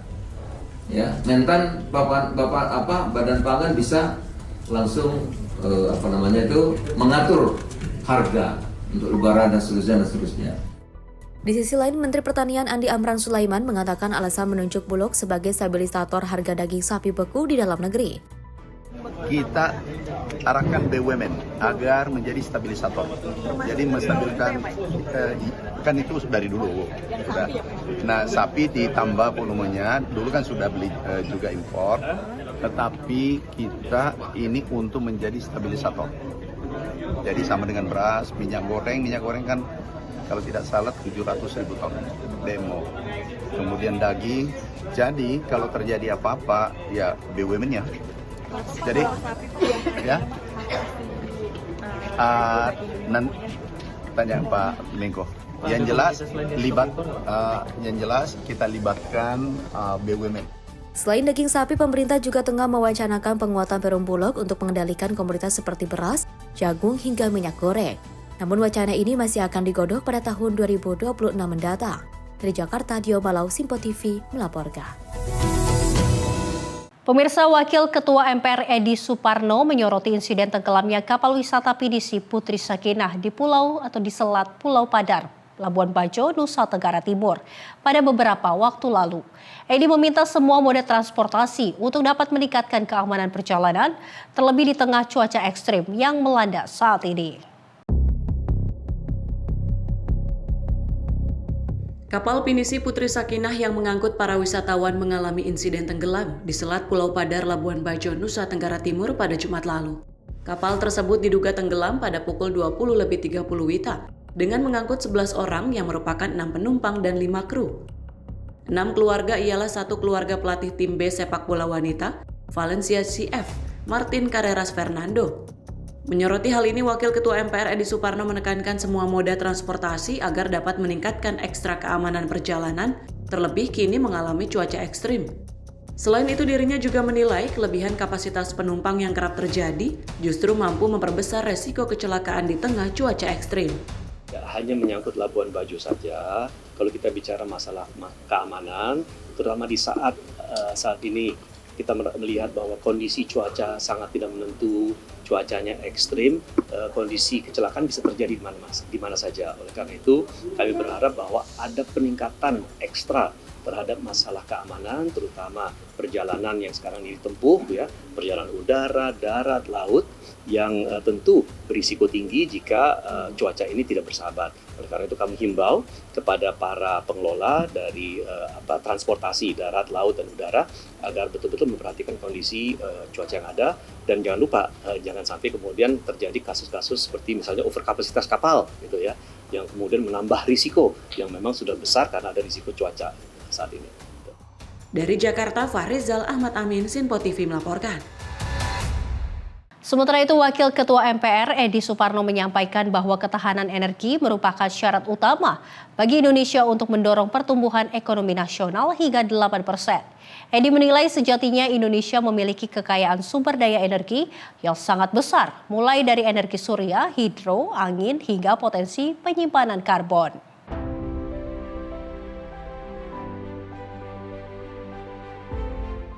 Wakil Ketua MPR Edi Suparno menggelar refleksi akhir tahun 2025 sebagai bentuk laporan atas kinerja MPR kepada publik di Kompleks Parlemen Senayan, Jakarta. Dalam refleksi akhir tahun ini membahas berbagai kegiatan di bidang transisi energi, bidang energi terbarukan, ketahanan energi, dan lingkungan hidup serta perihal krisis iklim. Edi mengatakan pihaknya kini berkomitmen untuk mengawal berbagai kebijakan dan legislasi strategis di sektor energi, khususnya percepatan transisi energi nasional menuju arah yang lebih berkelanjutan. Langkah tersebut bertujuan memastikan Indonesia mampu mengawal proses transisi energi ini harus dapat dilakukan secara cepat dan juga terukur. Menurutnya, Indonesia saat ini tengah menghadapi paradoks energi yang dinilai dapat dihentikan melalui transisi energi yang memanfaatkan sumber daya energi domestik, terutama energi terbarukan. Jadi pada sore hari ini kami melakukan refleksi akhir tahun tentang berbagai kegiatan di bidang transisi energi, di di bidang energi terbarukan, ketahanan energi, permasalahan lingkungan hidup, dan juga permasalahan krisis iklim yang selama tahun 2025 banyak menarik perhatian dan kami advokasi dan kami lakukan berbagai kegiatan. Di antaranya kami melakukan kegiatan di 39 kampus untuk mensosialisasikan permasalahan lingkungan hidup, krisis iklim, dan pentingnya kita melakukan transisi energi. Kami juga sampaikan tentang berbagai inisiatif yang kami laksanakan sebagai anggota DPR, terutama dalam mengawal berbagai kebijakan dan legislasi. Di antaranya energi baru terbarukan, revisi Undang-Undang Migas yang akan kami segerakan agar pengembangan di sektor migas ke depannya didasarkan juga pada platform keberlanjutan, termasuk juga pengelolaan Undang-Undang Pengelolaan Perubahan Iklim yang sudah masuk di dalam prolegnas prioritas. Dari Jakarta, Fahrizal Ahmad Amin, Simpo TV, melaporkan. Kita beralih informasi lainnya, pemirsa, aksi pencurian kembali meresahkan warga Kota Palembang, Sumatera Selatan. Toko Kelontong Naomi di Jalan Lubuk Kawah, Sukarame, Palembang, tepatnya di depan TPU Kebun Bunga dimaling pada Jumat 26 Desember 2025 subuh. Aksi pencurian terekam kamera CCTV. Diduga telah merencanakan aksinya dengan matang, komplotan pencuri yang berjumlah 4 orang dengan menggunakan mobil terekam kamera CCTV sedang menyantroni toko kelontong milik warga pada Jumat 26 Desember sekitar pukul 4 pagi. Dari rekaman CCTV terlihat para pelaku datang menggunakan sebuah mobil dan mematikan lampu depan toko dan merusak tralis toko. Kemudian para pelaku masuk ke dalam toko mengambil sejumlah barang dagangan. Menurut pemilik warung, kejadian itu baru diketahui setelah mendapat informasi dari warga sekitar yang sedang beraktivitas menjelang waktu subuh. Nah, kejadiannya tuh di tanggal 26. 26 pagi jam 4.05 ya. Iya. Nah, yang kami tuh tidak tahu sebenarnya, cuma yang tukang gorengan itu kan, ini saya kan ada jual gorengan sebelah kita nih kan. Nah, dia pas dia nak sholat, pokoknya lampu itu mati, dimatikannya diputer. Supaya gelap tak kejingoan kan. Nah, kejingoannya adalah jebol itu. Ya sepertinya itulah minuman-minuman yang di situ lah yang terus-terusan itu. Apa Kak? Segalanya kira-kira berapa kerugian? 2 juta? Belum tahu Kak. Belum tahu. Tapi sudah buat laporan di polisi? Sudah, polsek sudah. Lagi proses. Total pelaku berapa orang tadi Mbak? 4 jadi ya. 4. Oke. Bawa mobil i-line kecil tuh naik dia bawa. Warna apa Bu? Warna hitam. Akibat dari aksi pencurian itu, korban mengalami kerugian material dan melaporkan kejadian pencurian itu ke pihak kepolisian. Aparat kepolisian telah mendatangi lokasi untuk melakukan olah tempat kejadian perkara. Dari Palembang, Sumatera Selatan, jurnalis Simpo TV melaporkan. Seorang pria diamankan warga di kawasan Bukit Duri, Tebet, Jakarta Selatan pada Jumat 27 Desember. Pria ini diduga mencuri seperangkat sepeda motor di lingkungan RW setempat. Pria ini tidak berdaya saat diamankan warga di kawasan Bukit Duri, Tebet, Jakarta Selatan, Jumat 27 Desember 2025. Kedua tangannya diikat dan didudukan di depan pintu masuk salah satu rumah warga. Warga sekitar berkerumun dan menginterogasi pelaku, sementara pelaku berteriak kesakitan akibat kedua tangannya yang diikat warga. Seperti diketahui, warga mengamankan pelaku saat pelaku dipergoki tengah beraksi mencuri ecu sepeda motor warga di sekitar RW 006. Warga kemudian mengamankan pelaku untuk menghindari terjadinya tindakan yang tidak diinginkan. Dari Jakarta, tim redaksi Simpo TV melaporkan. Satuan Polisi Pamung Praja atau Satpol PP Kota Surabaya, Jawa Timur menangkap seorang pemuda yang diduga pelaku pencurian sepeda motor di salah satu parkiran di pusat Kota Surabaya, Jawa Timur pada Jumat 26 Desember 2025.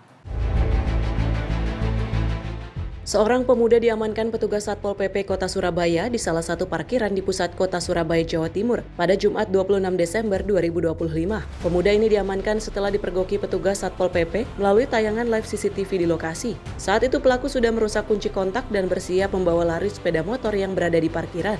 Petugas kemudian bergerak cepat dan menangkap pelaku. Pelaku diduga merupakan komplotan pencurian sepeda motor yang selalu meresahkan warga. Selanjutnya pelaku beserta barang bukti diserahkan petugas Satpol PP kepada pihak kepolisian untuk proses hukum lebih lanjut. Tim redaksi Simpo TV melaporkan. Pemirsa, perayaan Malam Tahun Baru di Pantai Losari, Makassar tahun ini akan berbeda.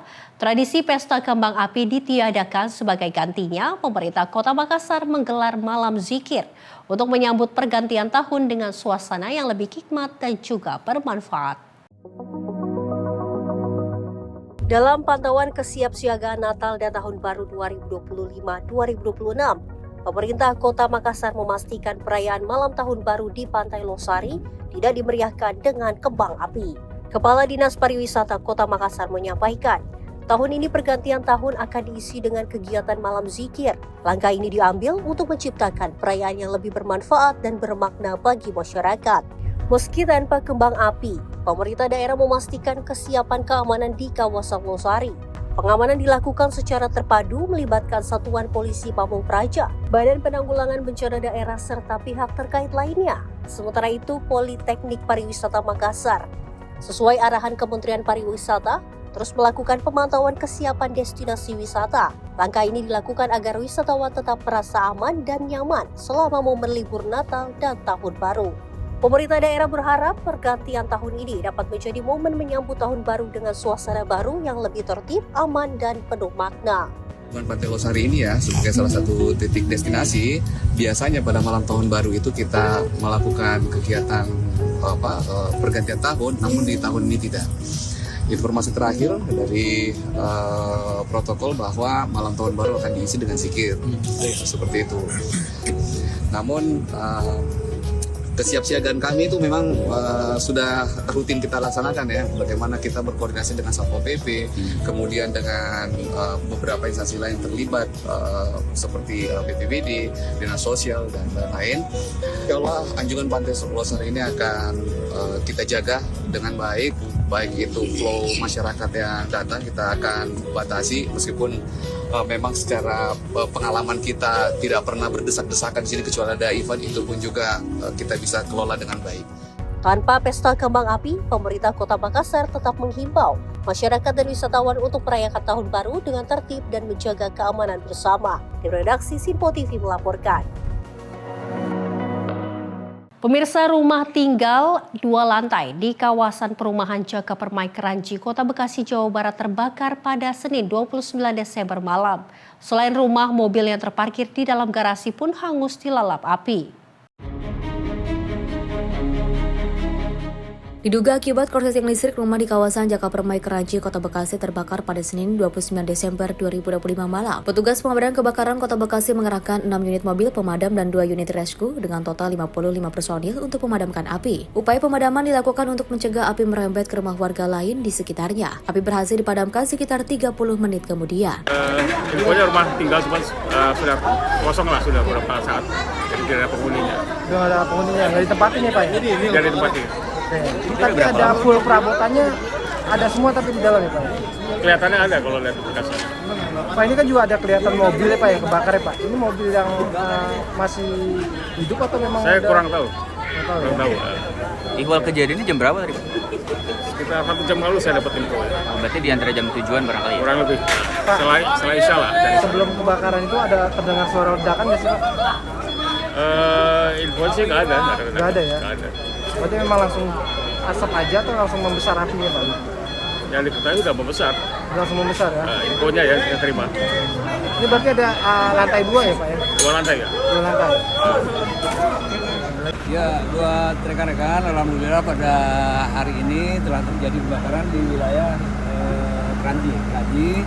Tadi ada laporan masuk jam 7 kita dapat laporan informasi rumah tinggal, namun keberadaannya rumah itu kosong. Langsung kita luncurkan dari sektor Bekasi Selatan, markas komando, mengingat kita menjaga jangan sampai meluas ke kanan kiri, segera kita luncurkan dari sektor lain. Pak, kalau untuk rumah ini ditinggalkan atau memang kondisinya kosong, tinggal pemiliknya atau memang tinggal pergi sementara gitu Pak? Jadi informasi dari pemilik, memang rumah ini penghuninya tidak ada. Cuman pemilik kadang-kadang suka menengok, mungkin 1 minggu sekali pasti datang. Perabotan pun masih banyak di dalam ya Pak? Perabotan masih lengkap. Tadi masih ada 1 mobil ya Pak di garasi? Ya, kebetulan ada 1 mobil. Itu hangus terbakar Pak, mobilnya Pak? Ya, hangus terbakar. Pak, ini penyebabnya apa Pak? Kita belum bisa memberikan keterangan karena sedang dalam penyelidikan dari pihak kepolisian. Tidak ada korban jiwa dalam peristiwa ini dan api pun tidak sampai merembet ke rumah warga lainnya. Hingga saat ini petugas masih menunggu hasil penyelidikan dari pihak Polsek Bekasi Barat untuk mengetahui penyebab pasti kebakaran. Dari Bekasi, Jawa Barat, jurnalis Sinpo TV melaporkan. Terekam kamera pengawas saat mencuri keranjang besi tabung gas milik warga, sepasang kekasih dikepung dan nyaris diamuk warga.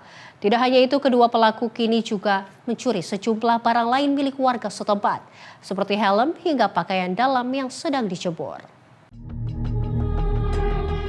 Dalam rekaman video kamera pengawas yang terpasang di rumah warga sekitar, tampak dua pelaku yang merupakan sepasang kekasih ini menggotong keranjang besi tabung gas milik warga. Warga yang mengenali ciri-ciri kedua pelaku langsung mendatangi rumah kontrakannya yang tak jauh dari lokasi pencurian tersebut, bahkan warga yang geram nyaris menghakimi pelaku. Beruntung pihak kepolisian yang mendapat laporan langsung tiba di lokasi dan mengamankan kedua pelaku. Lurah Cilangkap Galih Catur Prasatya menjelaskan usai mendapatkan laporan dari pengurus lingkungan setempat terkait peristiwa tersebut, pihaknya langsung berkoordinasi dengan pihak kepolisian untuk segera mengamankan pelaku berikut dengan sejumlah barang bukti hasil curian.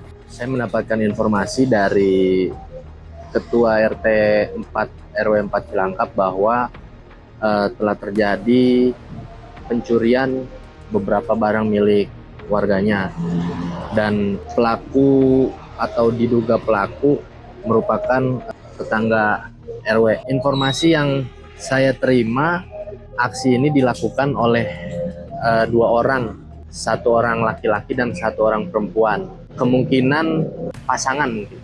Ya, jadi berdasarkan informasi yang saya terima, ketika warga mendapati pelaku beraksi ini, ya sempat ada upaya mungkin bentuk kemarahan dari warga terhadap pelaku.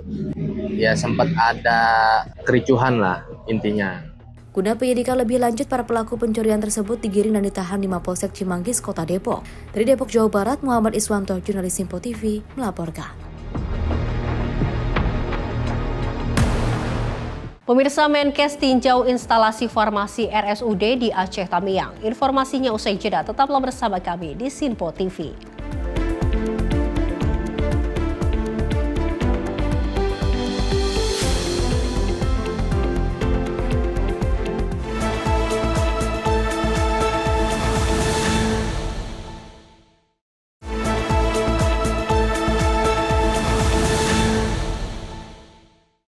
Selamat pagi pemirsa, Menyapa Indonesia Pagi kembali hadir menemani Anda. Pemirsa, Menteri Kesehatan RI Budi Gunadi Sadikin meninjau instalasi farmasi RSUD Aceh Tamiang yang telah kembali beroperasi setelah sebelumnya terendam lumpur. Setelah memastikan layanan IGD dan rawat inap pulih, fokus Kementerian Kesehatan selanjutnya menjamin ketersediaan obat-obatan. Melalui video yang dibagikan di akun sosial media Instagram @bgsadikin pada 29 Desember 2025, Menteri Kesehatan RI Budi Gunadi Sadikin meninjau instalasi farmasi RSUD Aceh Tamiang yang telah kembali beroperasi setelah sebelumnya terendam lumpur selama beberapa minggu lalu. Kini fokus Kementerian Kesehatan selanjutnya ialah menjamin ketersediaan obat-obatan setelah memastikan layanan IGD dan rawat inap pulih. Setelah mengecek langsung, Menkes menyatakan rantai pasok logistik obat berjalan lancar. Ketersediaan obat-obatan esensial, infus, dan bahan medis habis pakai atau BMHP sudah tersedia untuk menangani lonjakan pasien yang biasanya terjadi setelah bencana surut, seperti penyakit kulit, ISPA, ataupun diare.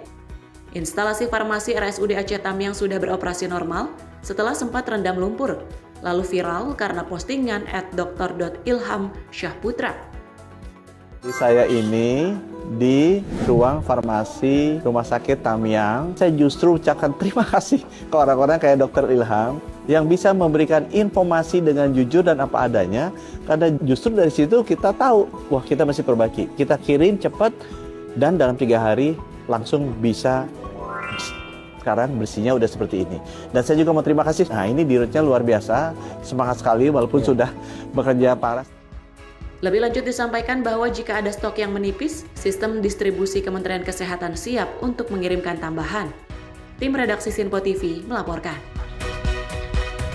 Pemirsa, Satuan Tugas Penanggulangan Bencana Alam Yonkaf 11 Macan Setia Cakti Kodam Iskandar Muda terus melaksanakan upaya pemulihan wilayah pasca banjir bandang dan tanah longsor di Kabupaten Aceh Tamiang. Prajurit TNI Angkatan Darat membersihkan sejumlah fasilitas umum vital agar aktivitas masyarakat dapat segera kembali normal.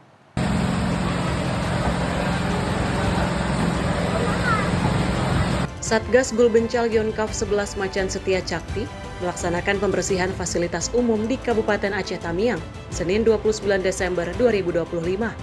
Kegiatan dipimpin oleh Kapten Kavaleri Fahrizal Amri dengan sasaran pembersihan liputi Puskesmas Tamiang Hulu, Sekolah Menengah Kejuruan Negeri 1 Kuala Simpang, Sekolah Menengah Pertama Negeri 1 Kuala Simpang, serta area Sport Center Aceh Tamiang. Prajurit TNI AD membersihkan lumpur dan material sisa banjir di ruang pelayanan kesehatan, ruang belajar, halaman, hingga saluran drainase. Kegiatan ini dilaksanakan secara cepat dan terukur, serta melibatkan partisipasi masyarakat setempat sebagai bentuk sinergi dan kemandunggalan TNI dengan rakyat. Jihan Nabila, Sinpo TV melaporkan.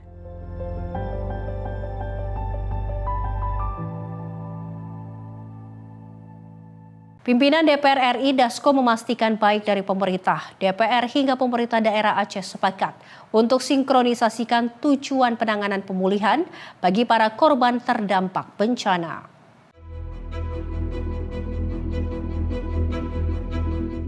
Wakil Ketua DPR RI Dasko menerangkan hasil dari rapat koordinasi bersama sejumlah kementerian lembaga terkait serta para pemimpin daerah di Provinsi Aceh adalah untuk mencari titik persoalan yang masih terjadi pasca bencana alam di provinsi tersebut. Dasko menjelaskan hasil dari rakor kali ini adalah sinkronisasi berbagai langkah penanganan pemulihan ke depannya bagi setiap kementerian lembaga terkait untuk daerah terdampak di Aceh. Hal ini disampaikan Dasko sesaat setelah memimpin rapat tersebut di Hotel Dhaka Banda Aceh pada Selasa pagi. Koordinasi hari ini antara DPR, pemerintah, kemudian pemerintah provinsi dan kabupaten kota terutama yang terdampak di Aceh, kita sepakat bahwa akan melakukan penanganan pemulihan pasca bencana ini dengan melakukan koordinasi yang intens dan terintegrasi, sehingga penanganan dengan skala nasional bisa membuat percepatan pemulihan bencana di daerah Aceh. Demikian. Dari Banda Aceh, Max Muntero Nabayu, Sinpo TV melaporkan. Pimpinan DPR RI bersama pemerintah menggelar rapat koordinasi Satuan Tugas Pemulihan Pasca Bencana yang saat ini tengah berlangsung di Provinsi Aceh. Melalui pertemuan ini mampu meningkatkan solusi tanggap secara menyeluruh dari kementerian lembaga terkait kepada daerah terdampak di Aceh.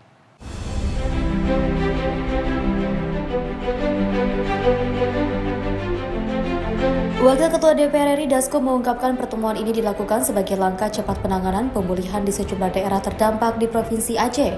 Dasko menjelaskan penanganan tanggap diperlukan dengan upaya penyatuan persepsi di setiap kementerian lembaga dan pemerintah daerah setempat, guna menyalurkan bantuan yang diperlukan atas daerah terdampak. Hal ini disampaikan Dasko saat memimpin rapat koordinasi Satuan Tugas Pemulihan Pasca Bencana bersama jajaran kementerian lembaga terkait serta Pemda Aceh di Banda Aceh pada Selasa pagi. Khusus pada hari ini, kita sengaja mengadakan pertemuan yang kami fasilitasi dari Dewan Perwakilan Rakyat Republik Indonesia dalam rangka pemulihan pasca bencana untuk kita sama-sama setelah dalam penanganan bencana kemarin, teman-teman dari TNI, dari Polri, dari Pemda, dari relawan dan sebagainya yang telah bekerja keras dalam pemulihan pasca bencana ini, kita perlu kemudian bersama-sama melakukan koordinasi untuk fokus terhadap yang akan ditangani dalam pemulihan pasca bencana, sehingga perlu kemudian kementerian dan lembaga, Pemda dan DPR serta BUMN bersinergi untuk menyamakan persepsi serta memfokuskan terhadap apa-apa sehingga efisien dan dari sisi anggaran dan lain-lain bisa fokus dan kemudian tidak ada tumpang tindih.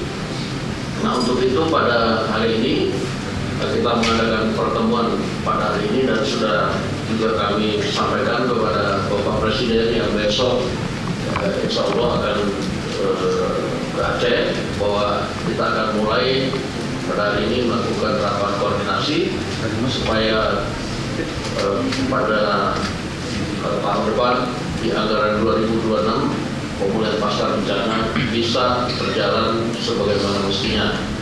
Nah, oleh karena itu, mungkin sebelum kemudian dari kementerian dan lembaga ini yang akan menyinkronkan terhadap apa-apa yang sudah sedang dan akan dilakukan, saya minta mungkin dari Gubernur Provinsi Aceh beserta beberapa kepala daerah, bupati yang terdampak berat pada hari ini kita minta untuk dihadirkan, karena komunikasi yang dilakukan dengan kepala daerah, bupati ataupun wali kota melalui WhatsApp maupun telepon, saya pikir hari ini harus kita tuntaskan untuk kemudian bisa kita realisasikan. Mungkin Pak. Dari Banda Aceh, Max Munteh, Rona Bayu, Simpa TV melaporkan.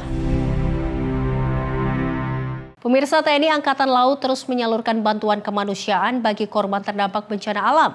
Kali ini KRI Teluk Gilimanuk 531 diberangkatkan membawa bantuan logistik menuju Provinsi Aceh. TNI Angkatan Laut melalui KRI Teluk Gilimanuk 531 telah menyelesaikan kegiatan embarkasi logistik dalam rangka operasi penanggulangan bencana alam atau Gulbenkal. Kegiatan dilaksanakan di dermaga Pecing, Lanal, Bintan. Keberangkatan logistik ini merupakan tindak lanjut perintah Kepala Staf Angkatan Laut Laksamana TNI Dr. Muhammad Ali dalam mendukung operasi kemanusiaan di wilayah terdampak bencana. Logistik yang dimuat meliputi beras, air mineral, mie instan, pakaian baru, selimut, tikar, perlengkapan bayi hingga kebutuhan pokok lainnya. Seluruh bantuan akan didistribusikan ke wilayah Provinsi Aceh.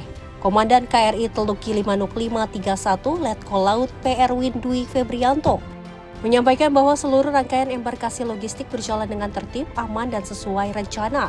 Operasi ini menunjukkan kesiapsiagaan unsur KRI dalam mendukung tugas pemerintah melalui operasi militer selain perang, khususnya dalam penanggulangan bencana alam. TNI Angkatan Laut menegaskan komitmen untuk terus hadir dalam setiap misi kemanusiaan, guna mempercepat penyaluran bantuan kepada masyarakat terdampak bencana. Tim redaksi Simpo TV melaporkan. Sementara itu, distribusi bantuan kemanusiaan juga terus dikerahkan oleh TNI Angkatan Laut ke wilayah terdampak bencana melalui jalur udara. Helikopter TNI AL menjangkau daerah terisolir di Kabupaten Aceh Tamiang.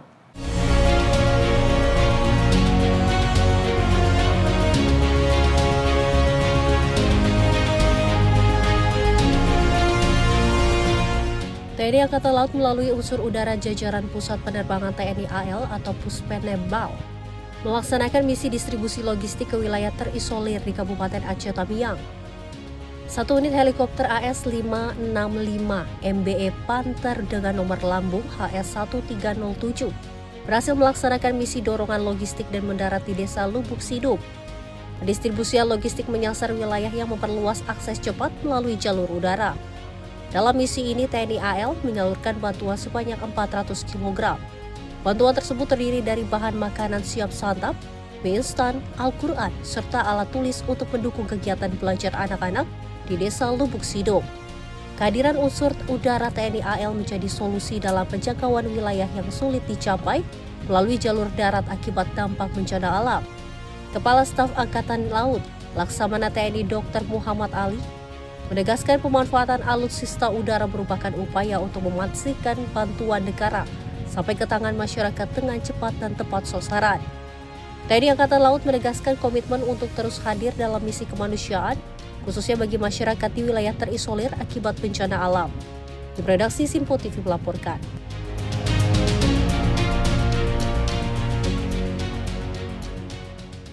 Pemirsa, warga Dusun Menasah Krueng Baru, Desa Mayangcut, Kabupaten Pidi Jaya, Provinsi Aceh, masih terus berjuang bertahan hidup dari dampak bencana banjir yang terjadi sebulan lalu. Bantuan logistik, makanan dihentikan, masyarakat menantikan atensi pemerintah untuk mendukung percepatan pemulihan terhadap salah satu dari 3 dusun terparah di Kabupaten Pidi Jaya. Kepala Dusun Meunasah Krueng Baru, Desa Manyangcut, Kecamatan Meuredo, Kabupaten Pidi Jaya, Provinsi Aceh, Gade mengungkapkan kondisi pemukiman dusun ini memang bersebelahan langsung dengan Sungai Meredo yang meluap sebulan lalu. Gade menjelaskan total 1.306 masyarakat terdampak akibat bencana alam ini dengan perakiraan 160 kartu keluarga banyaknya.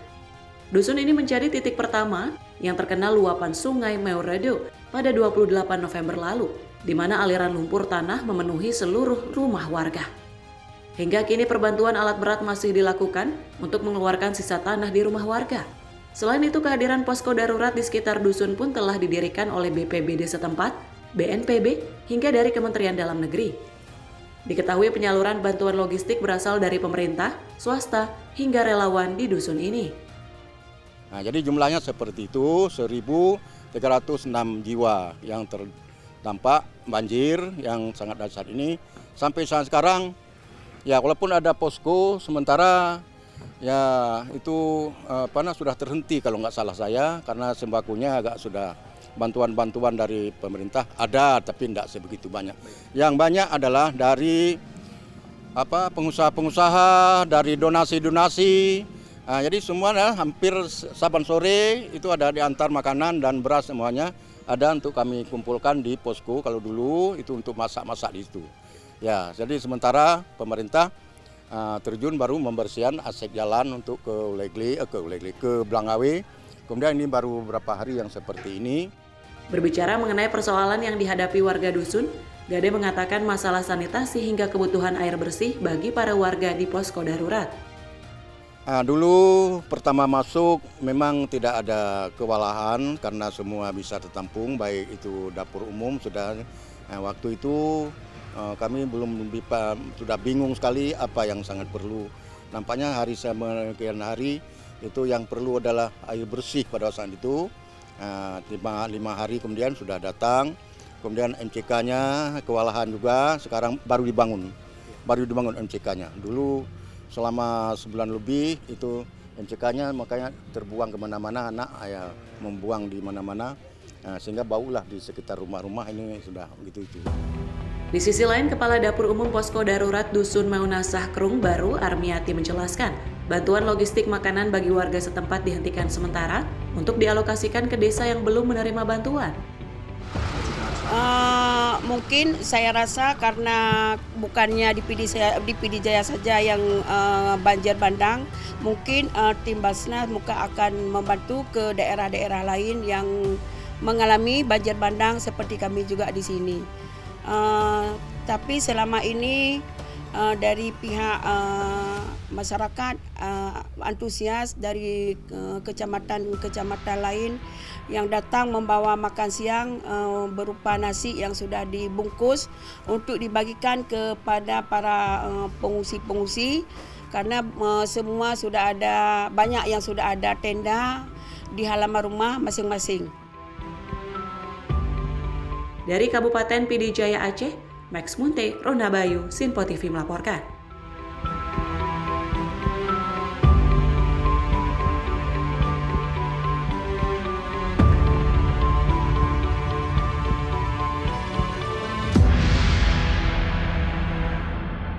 Pemerintah melalui Menko Pangan dan Perum Bulog telah menyalurkan bantuan beras dan minyak goreng dari cadangan pangan pemerintah untuk bantuan bencana Sumatera. Total sebanyak 42.574 ton komoditas beras dan juga 5 juta liter minyak goreng telah disalurkan ke 3 provinsi yang terdampak bencana. Menteri Koordinator Bidang Pangan Zulkifli Hasan menyampaikan hingga kini pemerintah telah menyalurkan bantuan beras dan minyak goreng dari cadangan pangan pemerintah untuk bantuan bencana yang terjadi di Aceh dan Sumatera. Adapun bantuan yang telah dikirimkan merupakan bantuan gabungan untuk 3 provinsi terdampak bencana, yakni Aceh, Sumatera Utara, dan Sumatera Barat, dengan total komoditas beras yang disalurkan sebanyak 42.574 ton dan minyak goreng sebanyak 5 juta liter. Penyaluran bantuan tersebut dilaksanakan langsung oleh Perum Bulog dengan memastikan seluruh wilayah yang terdampak bencana mendapatkan bantuan secara merata. Nah, saya ingin menyampaikan bantuan realisasi cadangan beras pemerintah ya untuk Aceh untuk bencana itu hampir 15.000 ton sudah dikirim, sudah. Ya tepatnya 14.898 ton. Untuk Aceh 1,5 juta liter minyak goreng. Itu bantuan ya, cadangan beras pemerintah dan cadangan minyak goreng ya. Untuk Sumut sudah 19.706, hampir 20.000 ton batuan ini ya, 20.000 ton, minyak gorengnya 3 juta. Sumatera Barat 7.900 hampir 8.000 ton, minyak gorengnya 1,33 juta. Pelaksananya adalah Bulog ini. Saya dapat laporan tiap hari di WA oleh Pak Dirut Bulog mengenai Aceh, Sumatera Utara dan Sumatera Barat. Dari Jakarta, Sri Dewi Andayani, Mutia Anggiani, Sinpo TV melaporkan. Kepala Staf Angkatan Darat Jenderal Maruli Simanjuntak mengungkapkan adanya dugaan sabotase terhadap jembatan darurat Pale yang dibangun oleh TNI di wilayah terdampak bencana di Aceh, Sumatera Utara, dan Sumatera Barat. Maruli menyebut aksi tidak bertanggung jawab tersebut berpotensi membahayakan keselamatan masyarakat serta menciderai upaya pemerintah dalam penanganan bencana. Dalam konferensi pers di Lanut Halim Perdana Kusuma, Jakarta pada 29 Desember 2025, Kepala Staf Angkatan Darat Jenderal Maruli Simanjuntak mengungkap menerima laporan upaya sabotase terhadap jembatan darurat Baili yang dibangun oleh TNI. Maruli menjelaskan sabotase tersebut dilakukan dengan cara melepas baut-baut jembatan yang sebelumnya telah terpasang oleh personil TNI di lapangan. Maruli menyebutkan baut-baut tersebut ditemukan berpindah ke sisi jembatan dan tidak lagi berada pada posisi seharusnya. Aksi ini pun dinilai sangat membahayakan karena jembatan Baili merupakan akses vital bagi mobilitas warga serta distribusi bantuan logistik di daerah terdampak bencana. Dalam kondisi kompak pun ini masih ada orang yang berusaha mensabotase jembatan Baili kita. 2 hari yang lalu mungkin ada ditayangkan ininya, dibongkar baut-bautnya. Ya. Kami juga tidak menyangka ada orang sebiadab ini ya, terus terang saja. Memang kami pikir masyarakat sedang bencana ya, ini baut-bautnya dibongkar. Mana yang berikutnya? Ini jadi terlihat itu berpindah. Ya, nanti kalau ada yang perlu lihat fotonya nanti saya kasih. Jadi dalam kondisi begini pun masih ada kelompok-kelompok orang yang mau bisa dikatakan arahnya kepada pemerintah ya, mengorbankan masyarakat yang sedang bencana pun mau dikorbankan. Jadi terus saya semalam tidak bisa tidur, saya memikirkan ini karena saya pikir orang sebiadab ini luar biasa ya. Jadi kalau kita tidak kompak Bapak Ibu sekalian, ini akan membuat berat kita dalam bekerja. Ini lihat sudah dilepas nih ya. Nanti ada lagi yang bilang, oh ini sengaja nih pengkondisian. Ya kalau pengkondisian membuat masyarakat mati, bukan pengkondisian namanya itu. Itu biadab namanya ya. Jadi ini ya bukti-bukti nyata sudah ada. Ya kasihan masyarakat korban. Jangan lagi sampai jiwanya korban lagi. TNI Angkatan Darat menyatakan akan meningkatkan pengawasan dan pengawanan terhadap seluruh objek vital, termasuk infrastruktur darurat yang dibangun dalam penanganan bencana. Tim redaksi Sinpo TV melaporkan. Dan pemirsa, informasi tadi sekaligus menutup perjumpaan kita pada Menyapa Indonesia Pagi edisi kali ini. Saya Louis Ayu mewakili kerabat kerja yang bertugas pamit undur diri. Selamat pagi dan sampai jumpa.